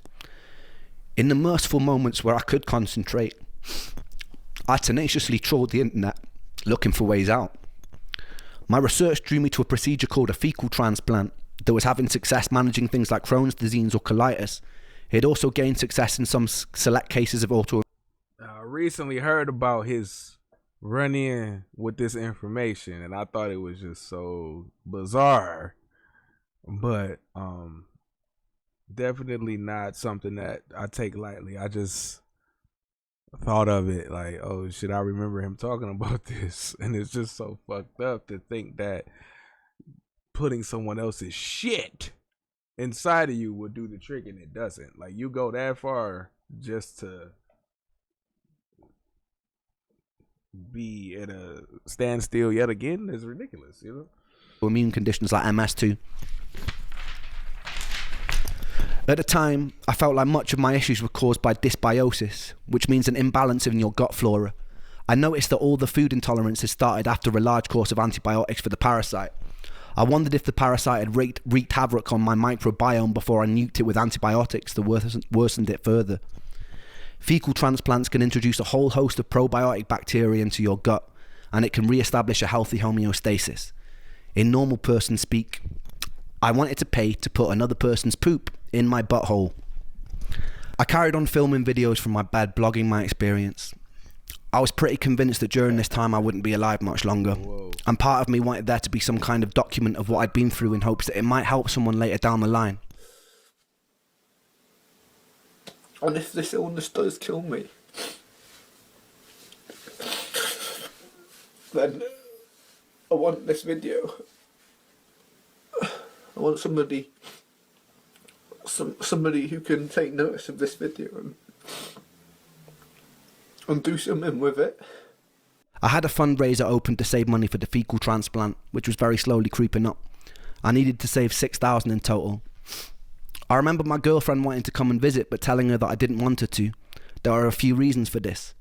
One, I was pretty sure I was going to die soon. The day before Joe died, I'd been sat with him at a pub, catching up, playing pool, cracking jokes.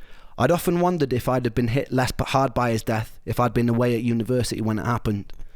For my girlfriend's sake, I wanted her to have distance from me. I also felt ugly. I felt unlovable. I was unable to communicate, and I didn't want her to see me like that. I watched my mum look thinner and more frail every day that she had to watch her son deteriorate, and I felt immense guilt. My mum would often walk in and find me either crying on the bathroom or kitchen floor, having no energy to get back into bed.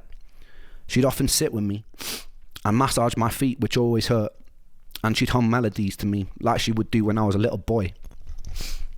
During this whole time, I hadn't picked up my guitar. I barely had any sunlight touch my skin, and I lost a lot of weight. I was about 130 pounds at my lowest, about 8 or 9 stone, which for someone who is 6'1" is very skinny. My average weight is usually about 168 pounds, 12 stone. Every day the same thing. I'd wake up in pain, eat a meal of blended vegetables and chicken, lie with my eyes closed for hours while the world seemed to spin erratically, and I'd often cry as the bones of my legs felt like they wanted to grow out and burst out of my skin. Despite this, what I didn't know is things were about to get a lot worse. Come June, I've been in bed for about 6 months straight. I've regained some energy to leave the house every now and then to go shopping for groceries with my mum, and I've finally reached my target for the fecal transplant, and my mum drove me to the clinic to get the procedure. Everything seemed to go as smoothly as it could for such a bizarre experience. I received a colonic irrigation, which was like a car wash for your colon. Actually feels pretty good. They then proceeded to put someone else's excrement in my behind. They would repeat this process for 5 consecutive days. When I got home, I realised I felt a little odd, almost manic, and I was hopeful that this meant my energy was coming back. But it wasn't a nice feeling. As the days progressed, I started to feel an innate sense that something was very wrong. It seemed my immune system was going into some sort of overdrive. My brain was buzzing, and the more time that passed, the more uncomfortable I felt. I remember early one morning, I was lying on the kitchen floor after attempting to get a glass of water. My body hurt so much that I was digging my nails into the laminate flooring, screaming, and my mum ran in and asked me what was wrong. I remember repeating, "I don't want to go, I don't want to go, I don't want to go," over and over again. I felt myself falling down a deep tunnel in my mind, almost as though my entire soul was tumbling down into an abyss. When I finally crashed to the bottom, I was hit with this immense feeling of stillness and peace. I stopped crying, I sat up, and my mother looked at me, puzzled. I have not felt to this day that sort of serenity that I felt in that moment. I looked around the room and everything seemed to have gained a clarity and quality, but what was most peculiar was the feeling of stillness. There seemed to be some sort of respite from the mental torture and fog in my brain. I still to this day have no explanation for what happened. I looked at my mum, I smiled at her calmly, and I told her that everything was okay now. Her partner Michael came in, and I remember them both looking at me, perplexed. I started speaking fluidly for the first time in months, but it wasn't quite me. I was cracking jokes, being witty. My mum would laugh nervously. I remember feeling as though I was coming up off an ecstasy pill. I felt this underlying feeling of euphoria. I caught myself occasionally erratically snapping my fingers or making whistling noises in between sentences, or staring at some empty part of the room as though there was somebody there, then snapping back to the space and talking to my mum. This feeling of intense euphoria lasted about 48 hours. During this time, I'd adopted some newer strange behaviours. Everything in my room that wasn't parallel bothered me, so I had to make sure it was aligned and facing the same direction. The whistle and the finger click became a new tick, and it started rising in frequency the more time that elapsed. I also noticed that I get stuck on words or sentences when talking to my mum. For example, if I was saying a sentence like, "I'm not sure how I'm feeling today," I would sometimes get stuck on the whole sentence or just a word from it and repeat it about 30 or 40 times before I could move on to the next. So I'm not sure how I'm feeling today, feeling today, feeling today, today, today, today, today, today, today, today, today, today, over and over. I can't really explain why, but it's like saying it carved out a safe space for me. After about 2 days, that feeling of peace and euphoria was swapped out for a feeling of immense dread and doom. I felt fear fill my body unlike any fear that I've ever felt. I'd often wake up in the early hours of the morning screaming at the top of my lungs, a torture scream that would fill the whole house, a scream like my legs were being sawn off. I felt pure terror. My mum would run in and try and calm me down. Sometimes I'd be thrashing, hitting the mattress, pounding the walls. It usually ended up in me exhausting myself and her stroking my head in her lap as I sobbed and repeated the same words over and over again. Everything in these moments terrified me. The compulsion to make everything parallel became a necessity. Whenever I was in the kitchen or car and the dials were facing the wrong way, it taunted me. My mum started taking me to a weekly talk therapist in hopes it would stop me from killing myself. I did catch myself researching the most painless ways to do it. I often daydreamed about death, and it made me feel at peace. At this point, intense paranoid delusions started creeping in. I wondered if what was happening to me was demonic. I don't remember how I got there, but I remember one time speaking on the landline to someone who claimed to be an expert in dark magic. He told me that being around my mum was bad for me. He told me that she was bad. He told me that I needed to do a ritual with black wax candles in order to free myself. I remember ordering black candles from eBay, and when they arrived I had a change of heart, and I decided against doing this dark magic ritual. I fell asleep that night, and I woke up the next day to find the candles totally melted onto the white mantelpiece that they were on. They'd never been lit. I still don't really know for certain if anything of these things happened, but the melted wax was definitely real. I remember picking it off with my nails. There were moments that my rational mind knew that I was hallucinating. Sometimes in the night I would hear perfect string quartet symphonies with no sound source for them to be coming from. I remember one time my mum took me with her to the post office because during this time I'd rarely been left in the house alone. I remember the lady behind the till reaching for some sellotape. As she tugged on the tape, it sounded as though it had been amplified 1,000 times. It was deafeningly loud. I ran out of the store crying and shaking, and I sat in the passenger seat of my mum's car, rocking back and forth, where she found me uncontrollably sobbing, repeating the words, I can't, over and over again. My paranoia grew. I boomeranged between thinking I may have been latched onto by some demonic entity, and I became suspicious of even my own family, to thinking I might be part of some sort of twisted experiment, where a group of observers were seeing how far they could push me before I snapped and shattered. My irrational mind concluded that if I start behaving in unexpected ways, I might confuse the people conducting this experiment, and they'd shut it down. I'd sit in my own bed manically grinning in response to the jolt of pain in my legs. I'd say things to Mum and Michael which made no sense at all. This all seemed to be leading up to a very unusual day. I can't quite recall the details of how it happened because it was quite tricky to tell what was reality and what was not. But from what I remember, I was in the car with my mum, parked outside a supermarket, and I'd put my laptop on the roof of the car while I'd helped her with groceries. I'd forgotten it was there and she drove off. It wasn't until about an hour later I noticed and I started panicking. My laptop had on it hundreds of songs from my time in Brighton. It was all I had really to show for my life. I was already in such an emotionally fragile space that losing that felt like some sick, torturous joke. We drove back and searched every place it could be with no luck. As we were driving home, my mum pulled up at a junction and something in me snapped. I got out of the car and I ran away from it. I convinced myself this was still part of the experiment, because what else could explain that sort of luck? Once I got far enough away, I proceeded to strip off all my clothes, and I lay in the middle of a road staring up at the sky, laughing in hysterics.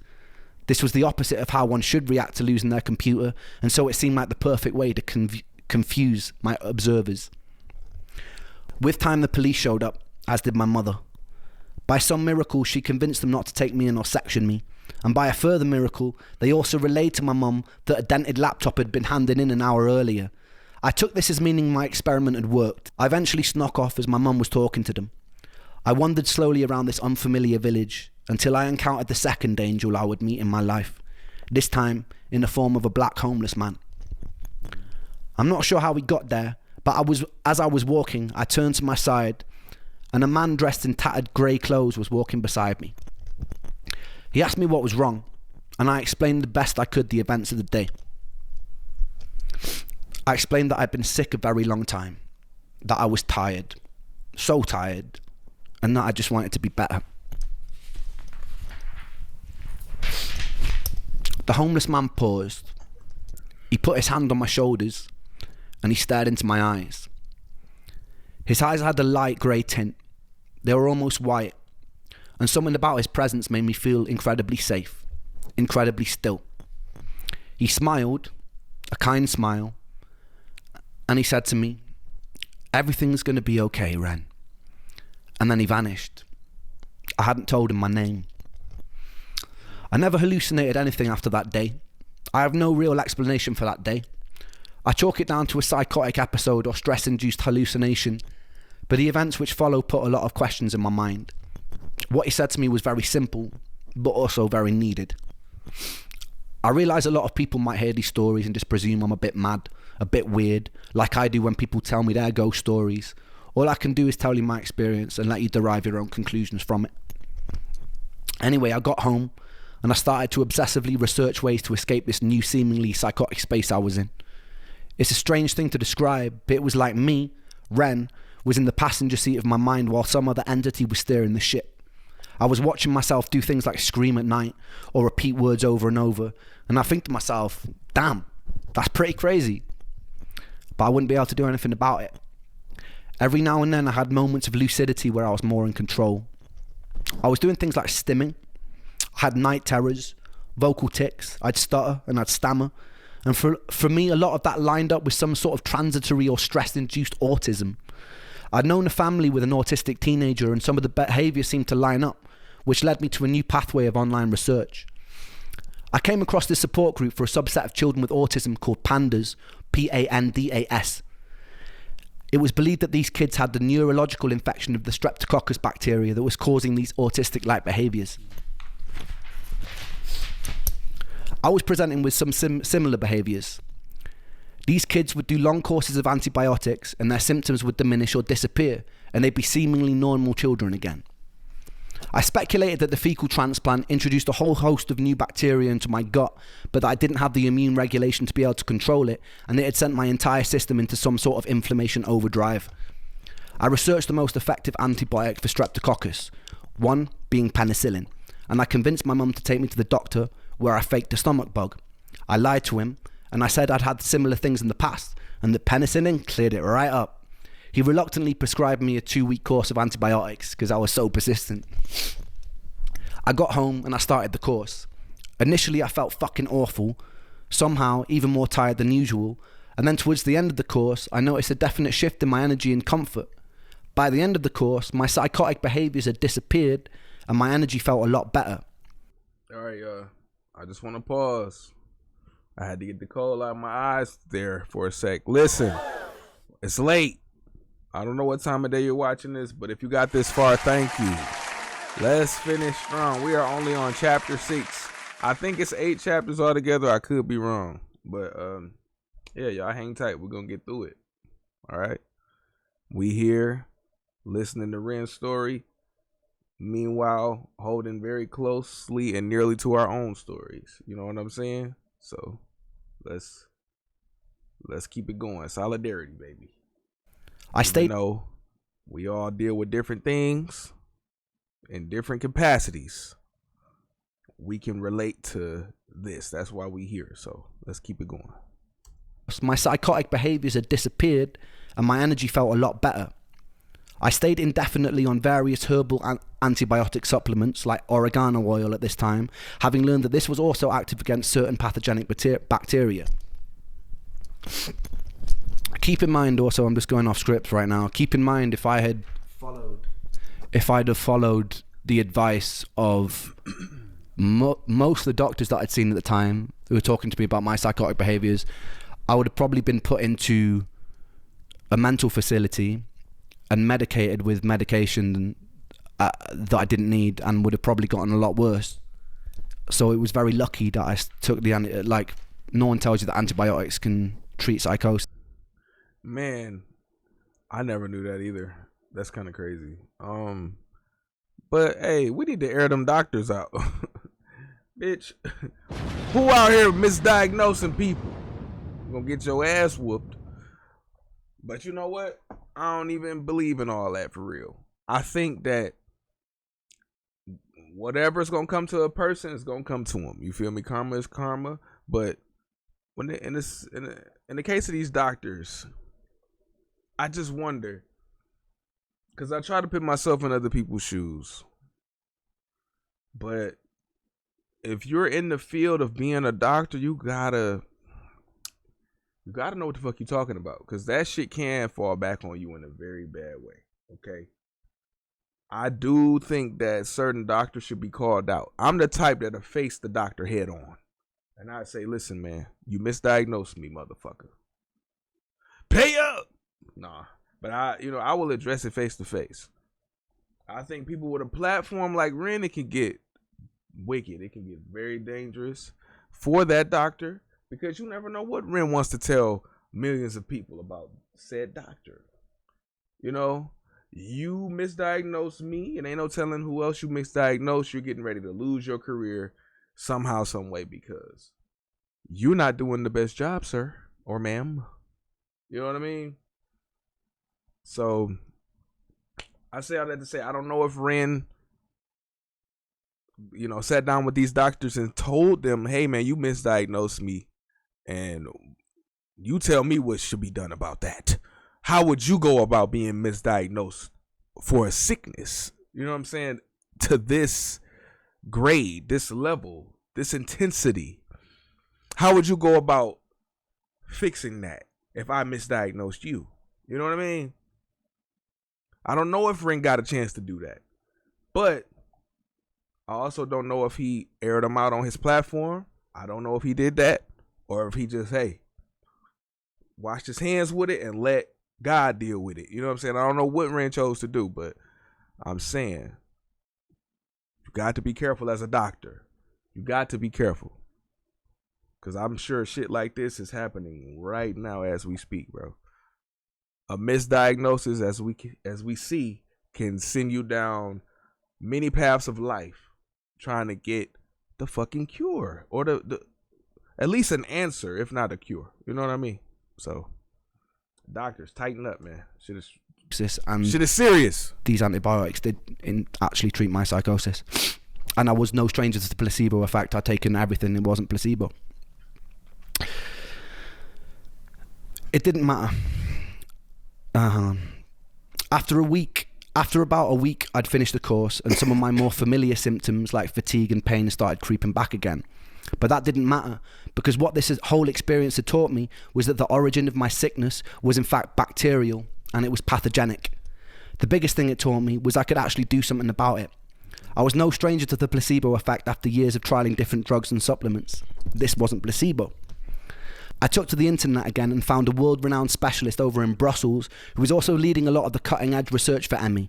I got on the phone and made an appointment. He was booked up for the next 9 months, but that gave me enough time to save money. The antibiotics and new herbs I was taking had also given me a new lease of life, and the hope for a cure made me more determined than ever. I started having enough energy to go on walks, which was huge for me at the time.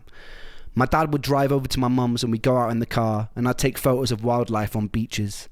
I was picking up my guitar again after months in bed. I eventually invited my girlfriend over and made the decision to move back to Brighton as soon as I was strong enough to.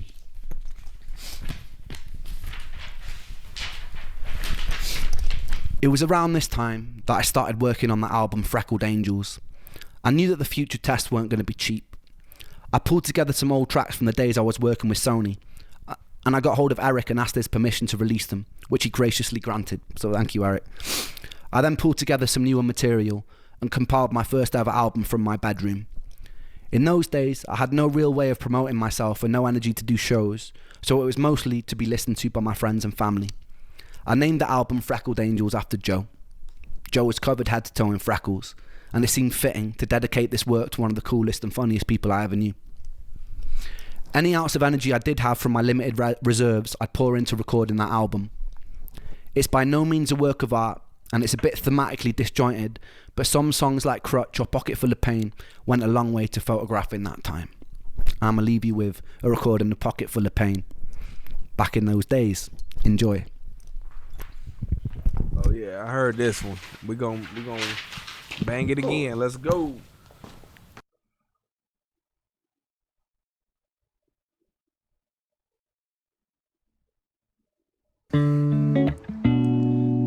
Da da da da. Yeah, yeah, yeah, yeah, yeah, yeah, yeah. I watch the sun when it rises, when it's climbing the sky. I sit here with the pocket full of pain. I've got tears in my juice, in my mind there's a noose, but my hope makes me cling to the day. I wanna run with the sun and the moon and the stars till I'm running faster than my pain. I wish I could breathe out this fear, this doubt, send it into the Milky Way. I got my finger on the trigger of a Magnum 44, but survival instinct won't let me bleed. I wanna put a bullet straight in my cerebral tissues place, but my index finger won't let me squeeze. I wanna skate down my vein with the blade till the blood runs thicker than the thoughts in my head. But don't ask me why, this is not my goodbye, it's a suicide failure attempt. Dum, dum, dum, dum, dum, dum, dum, dum, dum.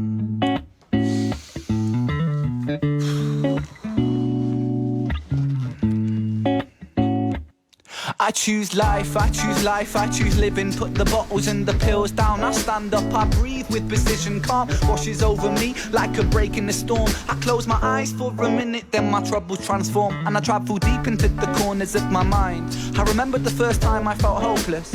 I think I was 5, cause at the hands of this bully, the lessons that I learned is that this world is not so beautiful. Sometimes it can be burnt by the fires of evil that are living inside the common people just like you and like I. We'll all strive to survive, and we all climb to the top over our brothers and sisters, whether we mean to or not. And we get lost in the tide of insecurities and power-seeking fooleries, but happiness don't live inside no jewelleries. In an age of distraction, we would rather tap on our iPhones than stop a war from happening. It's heartbreaking, Satan's patiently waiting for us to mess up big time, so hell on earth will be blatant. So forgive me for wanting to blow my brains out, but I've got a change of heart. It's time for change now, rearrange now, fist in the sky. I say proud, say loud, revolution word on my brain now. It's with the people, yeah, power's with the people. If the people strive for unity, the world it could be equal. You could be the start of the beginning, a dawn of no stress, no troubles, no sinning, just living. So overthrow evil and greed, put aside your distractions, welcome change with me, welcome change with me, welcome change with me, welcome change, welcome change, welcome change with me, welcome change with me, now welcome change with me, now welcome change, welcome change, welcome change with me. Yeah, yeah, yeah, yeah. And da-da-da-do.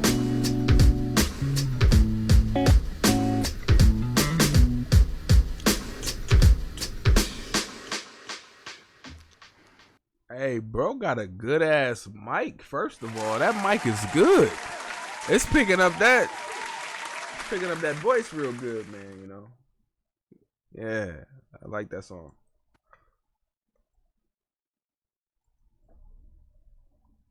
Before he even had the test results, the doctor in Brussels glanced up from the form he'd asked me to fill out, and he said, "You have Lyme disease.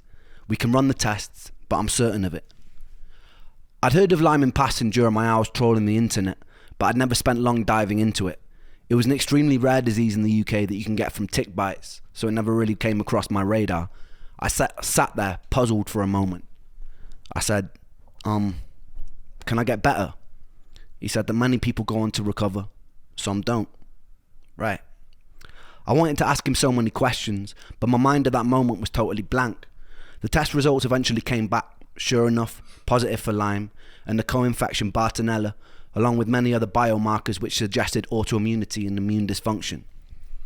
My whole life I'd been waiting for this moment, to have something printed on a piece of paper that showed that I wasn't actually fucking crazy, that I could shove in the faces of anyone who'd made me feel like a hypochondriac or like a head case. But when the moment finally came, I felt numb. It was hard to rejoice. I had the lingering PTSD from the psychotic meltdown the year before, which made it pretty hard to break into the realms of happiness. Instead, I did what I always do. I got home and I took to the internet and I researched the best ways to escape. The summer that I got sick, I spent 2 weeks camping in a small festival in Dorset. One night, me and friends decided to climb a nearby hill to build a bonfire in the woods. On the way there, the fields were full of long grass and deer. 3 people, all my age, who all attended that festival came down with ME or fibromyalgia-like symptoms over the course of the next year. One was a friend of the family who was shut in a dark room for years because the light would be too intense for him. Before that festival, he was bursting with life, a successful capoeira dancer, reduced to a zombie. Lyme disease seemed to be as much of a medical labyrinth as ME was. On one side, there was a whole host of specialists who believed Lyme bacteria becomes chronic, evades the immune system response, can sometimes evade testing, and leads to debilitating symptoms unless treated with a long course of antibiotics. On the other side were doctors who claimed that Lyme can't persist. It's easily treatable with a 2-week course of doxycycline, and further symptoms following that must be due to an autoimmune response triggered by the Lyme, or perhaps an unrelated, undiscovered cause. I educated myself as best I could on all theories, trawling through research papers on PubMed, conversing people in support groups, often contacting leading Lyme scientists via email or phone to ask them questions. Lyme disease is caused by Borrelia, a spirochete bacteria that causes symptoms like extreme fatigue, confusion, joint pain. So you mean to tell me a fucking tick bite? A fucking tick bite? Causes Lyme disease. See, the more you know. That's fucking nuts. And if that's what it was the whole time, you would think that something from a small ass tick can be wiped away with a supplement at least. But no, that's crazy. That's nuts, bruh. Fucking tick of all things. Heart problems, digestive issues, anxiety, depression, and in extreme cases, hallucinations. So everything was adding up. I fell down internet rabbit holes of learning how Borrelia produces outer membrane vesicles, which contain outer surface proteins which can modulate your entire immune response, essentially dampening it for its own survival. It was a truly insidious pathogen, a smart one out of a twisted horror sci-fi. There would be online groups claiming it was created in a lab in Plum Island off America and weaponized. Due to the widespread suffering it seemed to cause, and given how hard it was to treat, it was easy to see how people gravitated towards these sorts of superstitions and speculations. The main thing that made my head swim was the sheer number of treatment options, in part a byproduct of the cognitive dissonance in the medical industry at the time. There were countless antibiotic protocols, herbal protocols, immune system modulating protocols, wackier ones where people would be stinging themselves with bees or swallowing certain helminth parasites to modulate their immune systems. It was a wild west, and I wasn't so naive to be unaware that there were a lot of quacks in that space, selling people snake oil, financially taking advantage of desperation. Like a lot of the medical industry, I despise people and companies who see opportunity to profit from other people's misery. If you're watching this video, and you're one of those people, I would highly consider switching your role in the world and being on the right side. One common factor a lot of these protocols seem to share was you would certainly get a lot worse before you got any better. There was something called the Jarisch-Herxheimer reaction. As you kill off the pathogens in your system, they release biotoxins in your body which are eventually cleared out by your kidneys and liver. These can cause systemic inflammation, additional fatigue, brain fog, mood swings, pain, flu-like feelings. I was no stranger to these things already, but when they got even worse, it was a mental battle. I sought out as many success stories as I could, and I looked for common threads in the ones of the people who made a full recovery. It seemed like long courses of antibiotics were working for some people, but to do it safely I needed to be in the care of a specialist. The NHS were fucking useless. After multiple appointments, one with an infectious disease specialist, they told me the most they could give me was a couple-week course of doxycycline. I knew that probably wouldn't be enough. They told me chronic Lyme wasn't something that they recognised. I presented them with printouts of much of the research I'd gathered online for the most recent studies, which they dismissed. One of them told me I seemed obsessed, and they asked me if I thought about getting a hobby. I fantasised about dragging him by his tie across his desk and pressing a stapler into his skull. Then I politely got up and left. Doxycycline would lead to improvements for a short time frame, and then my symptoms would come creeping back. I tried many antibiotic and herbal approaches to treat the Lyme without much luck. I tried things like Rife treatment, which is essentially running an electromagnetic pulse through your body in hopes that it will kill the bacteria. I was desperate. It seemed that America took Lyme disease far more seriously than the UK, which made sense as it was far more prominent there. I settled on a doctor called Dr. Jemsak over in Washington, and when I could, I would busk or I'd sell music online to raise money. My girlfriend at the time also ran a fundraiser, and my mum said that she'd also help contribute towards flights. It's not easy being sick and broke, but somehow we made it work. A week before I was due to fly out, something happened which changed my whole life. I've always been a believer in the good that you're putting out in the world coming back to you. Luck, therefore, is more of a karmic consequence. When I was making video blogs, I wasn't doing it to build a following or for any sort of social merit or personal gain. I was doing it because I thought I was going to die. I was doing it because I wanted to feel like I'd left some sort of positive mark on the world, like I'd helped. I remember waking up one morning and going through the comment section of the latest video I'd posted, only to find a message from a British doctor who was running a clinic over in Germany in Los Angeles. He is the third and final angel of this story. He was reaching out to offer to help, and he didn't want anything in return. We exchanged messages and ended up jumping on a video call together. The angel explained that he sympathised with my story. His son was a musician, and at his clinic he'd seen firsthand the countless times the destruction that Lyme disease was causing. He explained his clinic was involved in cutting-edge stem cell procedures and seeing promising results for various autoimmune and Lyme patients. The cost of the procedure was upwards of $25,000, something that I could never afford. But he said that every year he personally selected patients to attend his clinic for free. He would offer me the treatment free of charge. All he wanted me to do was document my experience. It made sense to me that if Borrelia was able to modulate the immune system for its own survival, that an intervention that focused on immunological homeostasis would help. The clinic also offered antibacterial IVs targeting the Lyme and various other treatments intended to build the body back up after years of chronic health complications. I was kind of in shock. When a stranger reaches out and offers something so generous, it's natural to doubt his intentions, but something told me to trust this kind offer. I really had nothing to lose, and as morbid as it sounded, my willingness to die made it easy to throw myself into a more experimental procedure. There was also some security in the fact that he wanted me to document my experience and share it with the world. If it had been more sinister, surely he wouldn't want that sort of exposure. I decided I'd still go to the initial consultation with Dr. Jemsek as I'd raised the money, but I would catch a flight to LA once it was done. Money was still an issue. The entire treatment length was about 6 weeks, and back then I could have never afforded the accommodation for that long. I decided to hop on Facebook, and I found a Lyme support group based in LA. There, I found people going through the treatment at the clinic who were happy to put me up in their guest rooms.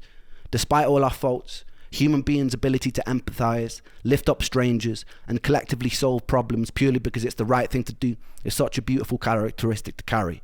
I sincerely hope that we can find ways to hold on to our own empathy and humanity as we step into the future. I believe these traits will save us as a species. Survival of the fittest is a myth in a society where we have all our basic needs met. It becomes survival of those willing to cooperate. The time came and I flew out to America with Momoko, keeping me company and keeping an eye out in case my health crashed. I went to the initial consultation in Washington, D.C. They recommended that I get on a minimum of a year-long course of various antibiotics and supplements, some to be rotated. I saw this as my fallback plan if the stem cells didn't work. We then headed to LA. It was summertime, so it was boiling. The clinic was based in Beverly Hills. The juxtaposition of spending most of my life in waiting rooms that were falling apart, feeling like a defective product on a conveyor belt that's being rushed along only to be dismissed, to then go into being in what felt like a 5-star health spa where there seemed to be a genuine care and interest for my well-being was quite odd. I was greeted enthusiastically by the doctor. He seemed a lot younger than his age. When I mentioned this, he laughed and he said it was the stem cells. As we spoke, I could see his childlike enthusiasm for what they were doing at the clinic. Stem cells were very in vogue at the time. There was also much territory to explore, and the potential of what they could offer harder to treat diseases was incredibly exciting and promising. It was hard not to feel some of that contagious excitement leaking from the doctor. He explained that because I've been sick and misdiagnosed for so long, it wasn't going to be easy. There was no magic fix. At times I might feel like giving up, but I should trust the process. So I did. When we first arrived, I was staying on the floor of a young couple's apartment. They were just starting treatment at the clinic. Fontaine was a songwriter and he was an actor. One night he asked me if I liked bikes, and then he took me out on the back of his Harley Davidson and drove at high speed through the hills surrounding LA. It was interesting talking to Fontaine about her experience. I'd found people I could relate to online, but very rarely did I meet people in person whose experience had mirrored my own. She'd also been through the ringer of misdiagnoses, medical dismissal, left to suffer, trying desperately to claw back her own life. I started to realise this problem wasn't localised to the UK. It was global. So many people were going missing and screaming into a void. The first week at the clinic was aimed at building my body back up. I would sit for hours while various vitamins and nutrients were dripped into my body to address any deficiencies that may have occurred from years of being sick. They also offered talk therapy, lymphatic drainage massage, ways to calm your nervous system that would aid healing. I was still having to pinch myself that this was all free. I felt guilty for the people who had to pay. It wasn't easy. Occasionally I'd have an immune reaction to one of the IV drips. I didn't know at the time, but I had mast cell activation syndrome, which meant my body would become highly inflamed in response to many food, vitamins, even things like perfumes or scents from everyday cleaning products could set it off. A year later, while in the German clinic, I would be minutes away from nearly dying after going into anaphylactic shock during an IV drip. A nurse luckily caught me in the nick of time and injected me with an EpiPen. I spent a night in the emergency ward with Germans who couldn't speak a word of English, who put me on an electrolyte drip that made me feel even worse. During the second week in LA, I moved places to stay with another couple. The husband had been a prop and set designer for the Fresh Prince of Bel-Air. They were extremely generous with their time and space and became almost surrogate parents to me and Momoko. There is an unusual companionship you feel with someone who has faced similar levels of suffering as yourself, like an unspoken bridge of understanding. At the time, I was having difficulties with my girlfriend. I wanted her to come with me to LA, as this felt like a pretty pivotal moment in my life. It was a time where I really just wanted to feel safe, but she couldn't take the time off work. I think I felt a little bit funny about the fact Momoko had made the time and sacrificed her own work and she hadn't. She was being distant with me whenever we spoke on the phone, which frustrated me more and more. We ended up arguing a fair bit. I think this is the beginning of seeds that would soon grow into finding extremely difficult to be in relationships in general. I usually feel pretty unlovable, extremely isolated, very antisocial. I felt alienated, often bitter that most people go through their lives not knowing what it's like to hurt every day. That they didn't appreciate the freedom their bodies allowed them as they should. To be alive and to not hurt is a blessing. Y'all keep going, stay strong. My ass done did it again. I done stayed up too late watching long content. But you know what? It's all right. I'm here for y'all. I do this for y'all. Okay? I had to change that light. The brighter it was just really, you know what I'm saying? So, yeah, let's keep it going. To be alive and not hurt is all I want. Matter of fact, bitch, I know what I really want. Some snacks. Y'all got to excuse me, these munchies. These munchies. All right, Ren, take us away, brother. The day of the stem cell transplant finally arrived, and I was nervous, as you would be getting a giant fucking metal rod shoved into your skin. The doctors offered me an anti-anxiety med, and I was never one to turn down free drugs. With autologous stem cell transplant, they take cells from your own fat, centrifuge them, and then do some magic science shit and then feed them back to you in an IV. To acquire these cells, they have to do liposuction. The issue was I was already skinnier than a shadow on a cloudy day. They would usually take the fat from the stomach, but as I had virtually no body fat, they had to go in through the back near my coccyx. They spent about 20 minutes sawing away at your insides and separating your muscle from fat. Then they inject you with a liquid that breaks it down and they suck it back out. Fresh for the stem cell harvest. There's a video of me drugged up and laughing as a needle as big as my forearm gets rammed into my back. Crazy. I returned home pretty bruised up, but full of hope. Like they're digging for gold.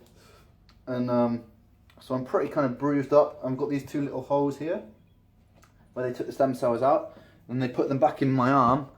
You can't really see on this camera because the light's too much, but I've got more holes in my arm than a Scottish heroin addict. I'd met people at the clinic who were further along the process than me, who were singing the praises of how much better they felt. For the first 3 months I didn't really notice much, but I was told it would take time. I was already doing somewhat better from the 6 weeks of IVs. It's an unusual psychological space to be teetering on the precipice of hope that your whole life could change. There's a certain tension and a certain excitement that comes with that. I was also having big problems with my girlfriend at the time. I'd found out some things that had really shaken my trust. In retrospect, I should have just walked away then and there, but I held on because part of me blamed myself. In my sickness, I held people at a distance, so I felt like I deserved negative things. We would fight a lot. The health problems added a whole new dimension to something that would be hard for any couple. I couldn't trust that she loved me as much as she said she did because of certain things that I found out. A few months after the transplant, me and her decided to get away from everything and stay with a mother on the south of Spain. One night, we were sat on the grass, looking up at the sky, being surrounded by avocado and lemon trees. It felt like we were in some sort of Eden-like paradise. She asked me to marry her. It was her way of proving that she loved me and would always love me. And I said yes, but I meant no. Even when we went to pick out rings, I just felt scared. I lost the ability to trust. Brother, you meant hell no. Hell to the motherfucker no. love. I don't fully blame her for that. She was an awesome person trying to navigate a complicated situation. I blame my sickness. My sickness was an inseparable for me, and so I blame myself. After about a month of being home, she sat down with me one day and told me she decided to move to Australia for a year. She told me it wouldn't change anything between us. I had my doubts.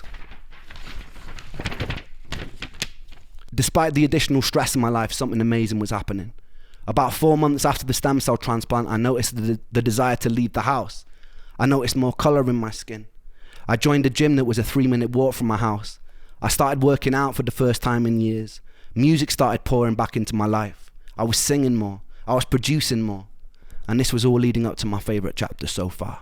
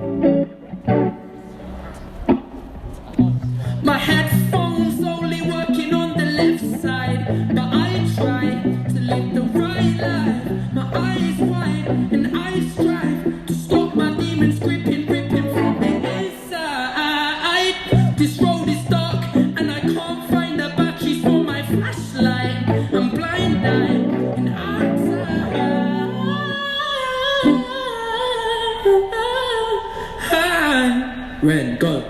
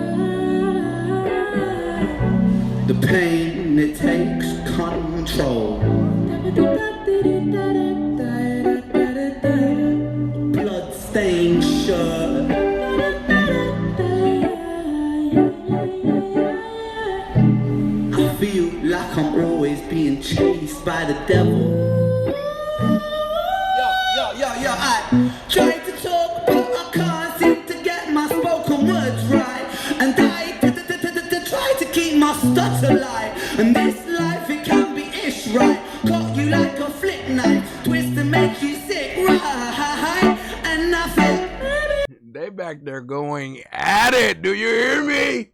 Do you hear?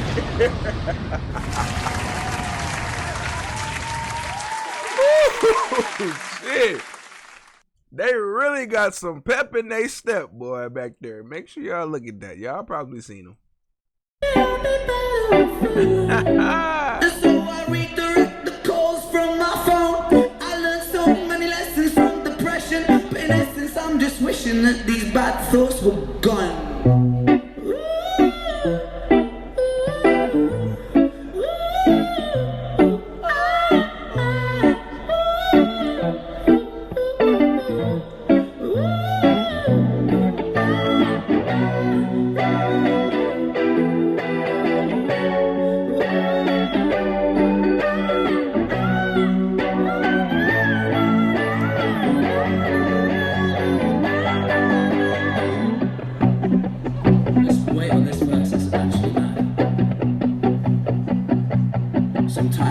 Sometimes it's when it's like time is against me. In my mind, I kind of mind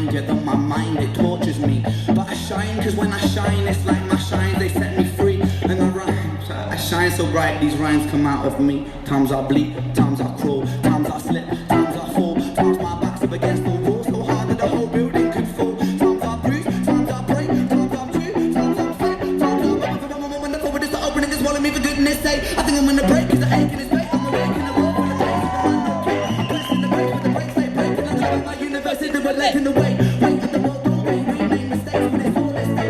Up cake, we eat up cake, sometimes no time for double taste, but that's just the way life goes sometimes. But I don't wanna end up in the gutter being bad with my trouble face down in the puddle where the sun don't shine. I'm coming on the back, on the track and the tap and it's nothing no peace. Like I never listen, I'm packing and I'm praying.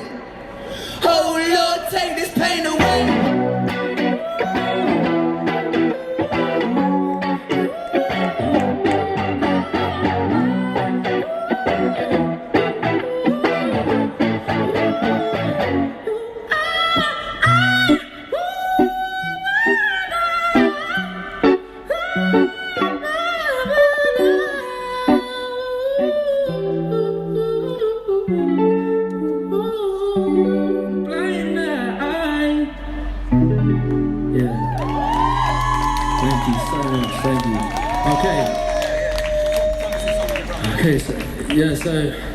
So that's a song that me and Ren wrote. If you want to follow us on Instagram, it's Ren Makes Music, that's REN Makes Music. I am Sam Tompkins UK, that's Sam TOMPKINS UK.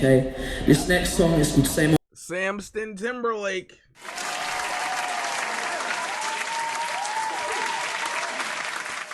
Don't be so quick to walk away. Dance with me, I'm gonna rock your body. Y'all know the words. Don't act like y'all don't know the mother. Got time, but I don't mind. Just wanna rock you, girl. I'll have whatever you have. Come on, man. Shout out to Justin Timberlake. Well, anyway, Ren and Sam did a fantastic job, bro. Fantastic. Now let's keep this gravy train rolling, all right? Odd situation. We wrote this not so long ago. Ren Makes Music, that's it.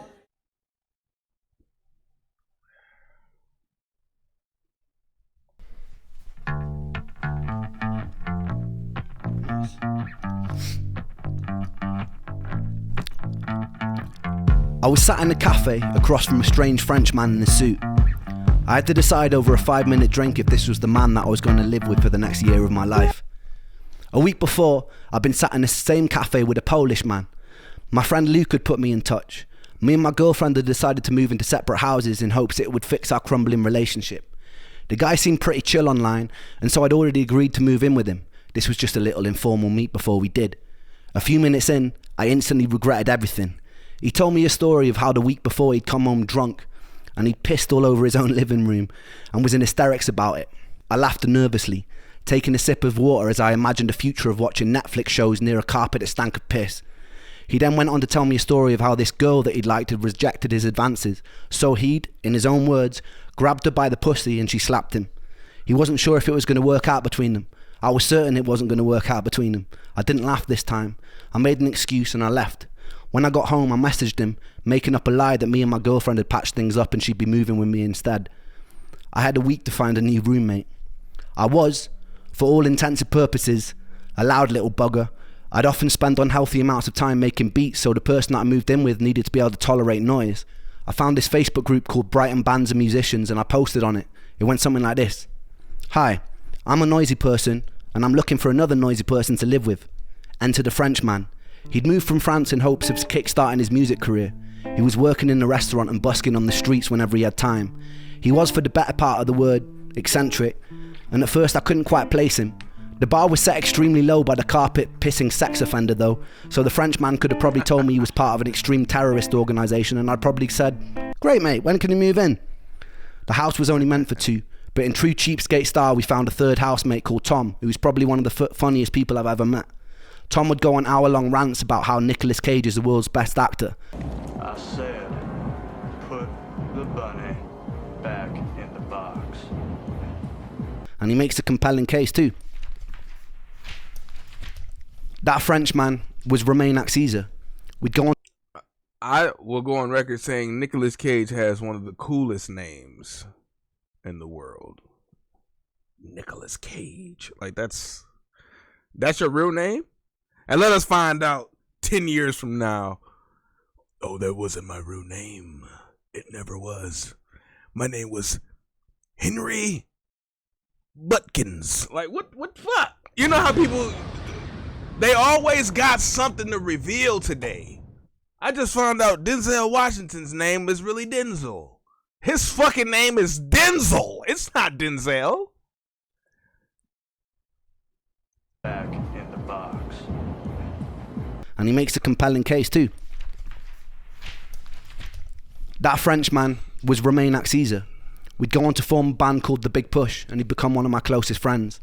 The second week we moved in together, it was his birthday, so me and Tom decided to gaffer tape about 50 baguettes and bunches of garlics to the walls and the ceilings to decorate. It was 2016 and political correctness hadn't come into full effect. He still didn't think it was very funny. My energy was only improving during this time, although progress was slow. The doctor had recommended I do a second transplant to speed things up. I returned to LA for the second time with my close friend Saran and went through the motions again. Eventually, I'd switched to their sister clinic in Frankfurt, where I entered one of the more unusual periods of my life. The UK has border regulations on certain medications and supplements. Some I shouldn't have been taking back with me. I remember fashioning a hidden compartment in my suitcase where I would smuggle IV bags full of various nutrients and immune modulating drugs over the border. I did this a few times. One drug, Filgrastim, was often given to AIDS or cancer patients with low neutrophil counts. On my tests, my neutrophils were always outside of range on the lower side, so the injections would theoretically raise them. The issue was I was still broke. I don't think the doctor realised how broke. I was meant to pay for private nurse to administer the drips, but I couldn't afford it. So without telling the doctor, I taught myself how to administer an IV watching YouTube tutorial videos. First, it was very messy. I messed up a lot of veins trying to get the catheter to stay in. There was a lot of blood, but eventually I got the hang of it. I'd be sitting in the living room watching One Punch Man while an IV bag dripped slowly into my veins, and day by day I got stronger and stronger. The issue was I started noticing my food intolerances getting worse. The stem cells had improved my pain, energy. One Punch Man, that was my twin. I started noticing my food intolerances getting worse. The stem cells had improved my pain, energy, clarity of thought, but it worsened my ability to tolerate food, something I later learned was caused by MCAS or mast cell activation syndrome. Some other stories also started circulating online groups of people getting far worse after the stem cell transplant. I can't say that this didn't shape me. As more time elapsed, I learned of legal cases that were opened against the clinic for malpractice.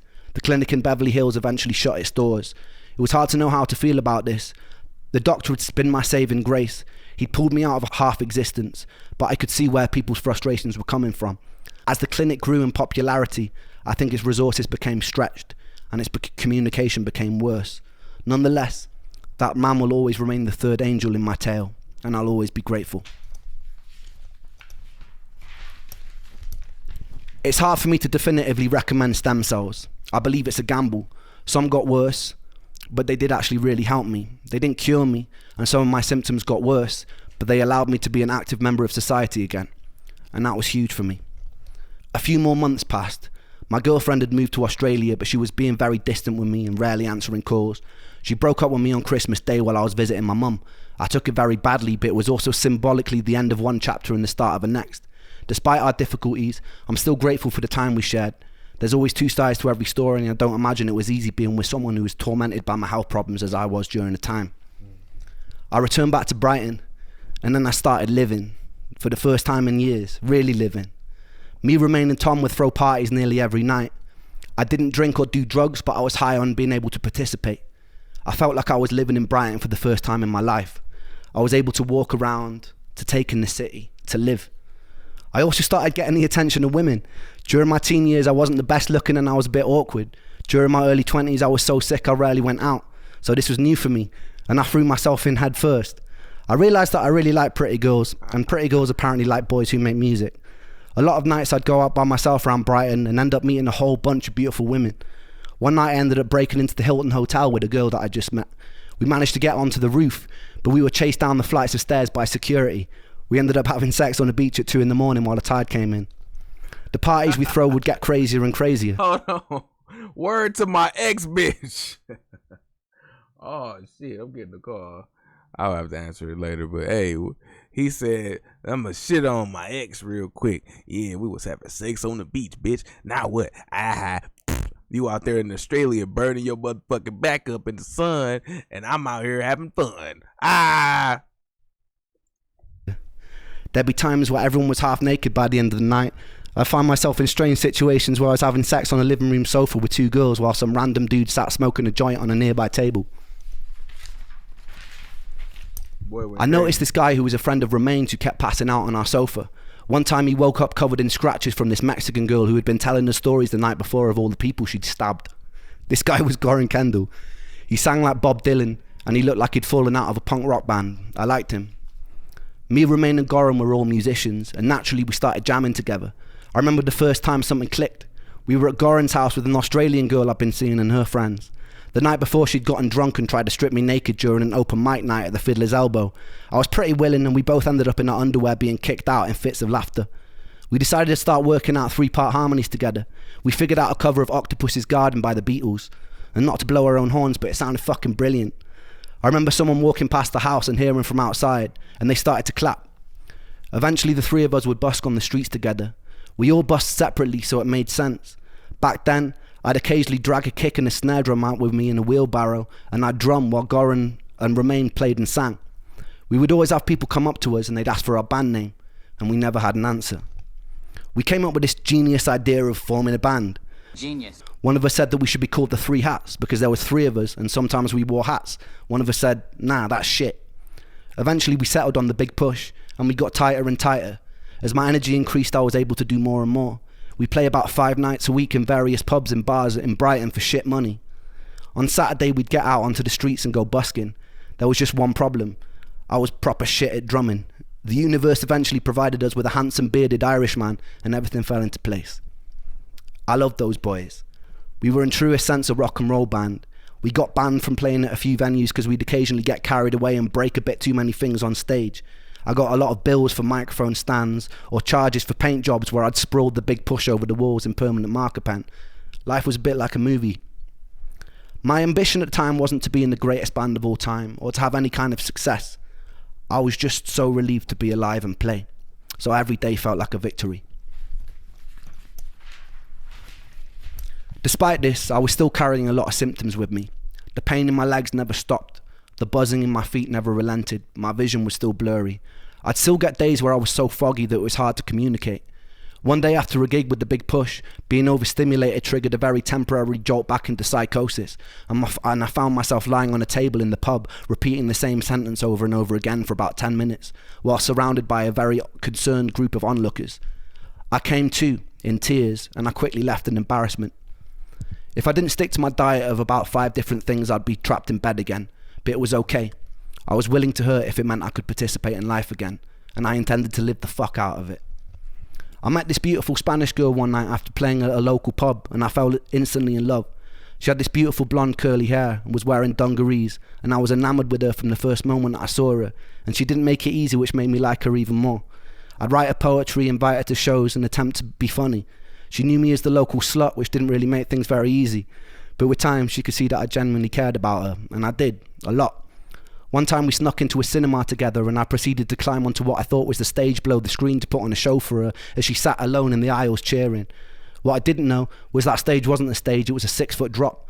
I confidently put my feet on thin air and then I fell, smashing my face onto the corner of a railing on the way down, seeing a flash of white light and regaining consciousness with her rolling around in fits of laughter on the floor. She was intelligent, creative, unusual and beautiful. I carried a lot of trauma with me into that relationship. Relationships generally didn't feel safe for me.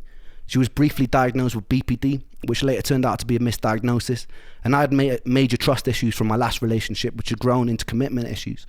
It was a bit of a recipe for disaster, but we loved each other very intensely and very dysfunctionally until we couldn't. I wish I'd been able to surrender. It was a bit Sid and Nancy, very dramatic to say the least, and I won't get into it for her sake, but it was beautiful, and I loved her very much. It taught me a lot. I learned that the echoes of the past had shaped me into something that I struggled to be. I envied the people who could jump into relationships and feel safe or content. I wondered if it was because I had to watch my mum and dad fighting till their marriage crumbled when I was a kid. If it was because I'd learned as a child that I had to be independent because external love was inconsistent. I wondered if it was because I'd been too late to save Joe. I wondered if it was because I was forced to live most of my adult life in isolation. I wondered if it was to do with my past relationships. I didn't know, but I felt confused and I felt angry with myself. I knew I wanted to surrender to love, to feel truly worthy of it, but every time I tried, I feel discontent and unsettled, like the security of love was something I wanted to escape. The thought of ending up in a white picket fence house with my perfect family felt like prison. After 8 long years of being tethered to a body in pain, I wanted to be liberated from any sort of attachment. Any sort of predictability of the future after a life of torturous monotony made my stomach feel like I'd swallowed cinder blocks. When I felt someone's love, I had to fight the urge to run and keep moving, but paradoxically still desperately wanted to be loved. And I loved to love. And I loved her. That discontent was something to stop with me, and it hasn't made relationships easy. Around 2018, I'd reconnect with Sam. He was in his 20s now, so I felt far less weird about hanging out with a teenage boy. During this time, we wrote a few songs together. Blind Eyed, What Went Wrong, and Same Old Situation. All bangers, by the way. It was April, and we were shooting a video for What Went Wrong. We were using my friend Josh's car, and there was a scene where we needed a smashed up bonnet. But it went outside of the budget we had to pay for the video, so me and Sam decided to go busking to raise the money. I promise what follows is the truth. We'd never rehearsed Blind Eyed live before, but while we were out on the street, I turned to him and I asked if we should play it. I started playing the first chord that made sense without even thinking. It started in B minor in this kind of reggae way that was totally different to the original recording. Somehow, it was totally fucking magic. The whole street stopped. Sam was hitting notes and runs that seemed outside of the reach of a mere mortal. Luckily, Sam Perry Falvey, who films the videos, was with us, and he captured the whole thing on camera.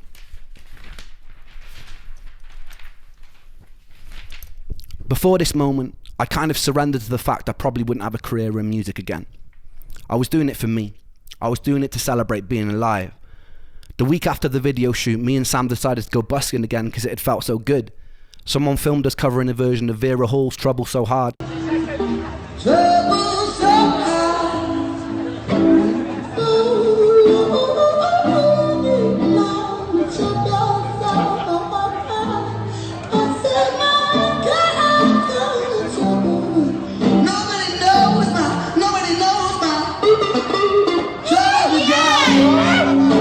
And posted it to a Mexican restaurant page on Facebook.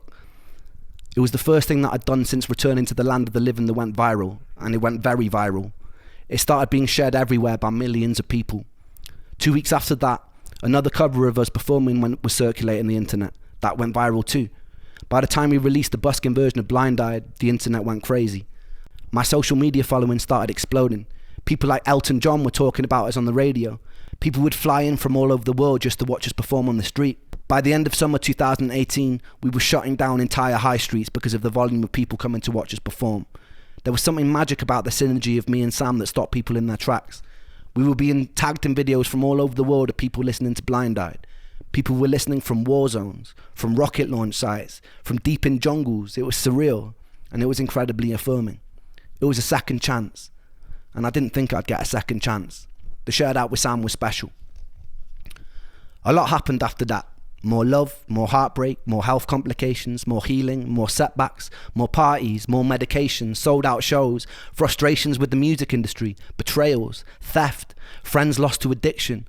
My health would take me on more journeys into foreign countries, #1 albums, awards, a pandemic, meeting idols, making money, losing money. But I'll save all that for another time. It's fitting that this story ends here. Trouble So Hard by Vera Hall has always resonated with me very deeply. She was the daughter of a slave, navigating a hostile 1940s America, something I'll never be able to relate to. The pain and simplicity of the line, "Don't nobody know my troubles but God," was one that seemed universal to all struggles. And it was a line I was always deeply connected to. If there is a God, I want to thank you for giving me the resilience to be able to sit down here and to tell my story today. I hope it's far from over, and I hope that this is just chapter 1. Thank you, everybody, for giving me the space to share my story with you. For everybody still in the dark, trust, hope, and dare to dream that you can get out of it too. I love you all, and thank you for supporting me like you have.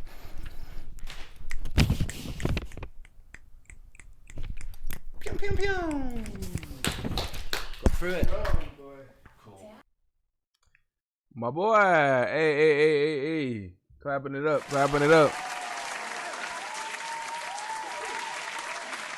That was the final chapter of a very intense, sad roller coaster of a soldier. You know what I'm saying? You got to be a soldier. You understand me? And the reason I say that is because when you're dealing with something that's killing you from the inside out, you got to know how to see in the future. See yourself on the other side of whatever that thing is, you know? And I know it's a lot of soldiers out there that really take the messages that he puts out and you absorb them, you know, and they make you feel whole, even if it's just for a second. So I appreciate people like Ren, you know, people like my heroes as well. You know, I think Ren is just somebody that I have grown to truly admire, you know what I mean? Not just his ability to perform amazingly, but to remember all of the lyrics and the notes from his guitar. And, you know, he knows how to create a vibe, an entire energy throughout a large group of people. You know, he knows how to connect with y'all, you know, and change hearts all around the globe. I respect that a lot. So, hey man, in conclusion to this, wow. It's a damn near 3-hour video. Hey, it's damn near 3 hours. I just wanted to point y'all in the direction of my description. I just essentially released the album that I've been working on called HYPERTENSION. I released it onto Bandcamp. I got information on the album on this on my site over here on Bandcamp. It's in my description. You can purchase it if you want to. If you don't, that's fine. It's music that's meant for TV. Music that's meant for TV scenes, TV, you know, shows, movies, whatever. Ads. It's in that mind space, that mind frame. But I add some personal moments in the music, but it's very energizing and upbeat for the most part. I did it all right here in my room. No AI, you know what I'm saying? I don't use AI for my music, bro. I'm not frowning upon that, but I produced everything, wrote everything, engineered everything, recorded it into this mic right here. I did it all by myself, man. So I'd appreciate it if y'all listen or download it. Preferably download, whatever. But thank y'all for, you know, helping my platform grow little by little. I appreciate any and all, you know, donations given to me. Shout out to all the renegades out there and anybody out there that just fuck with me just off the strength of me being me. Yeah. So, you know, I'm gonna go ahead and get up out of here. Y'all already know who the fuck I am, man. Been a long one. And I'm out this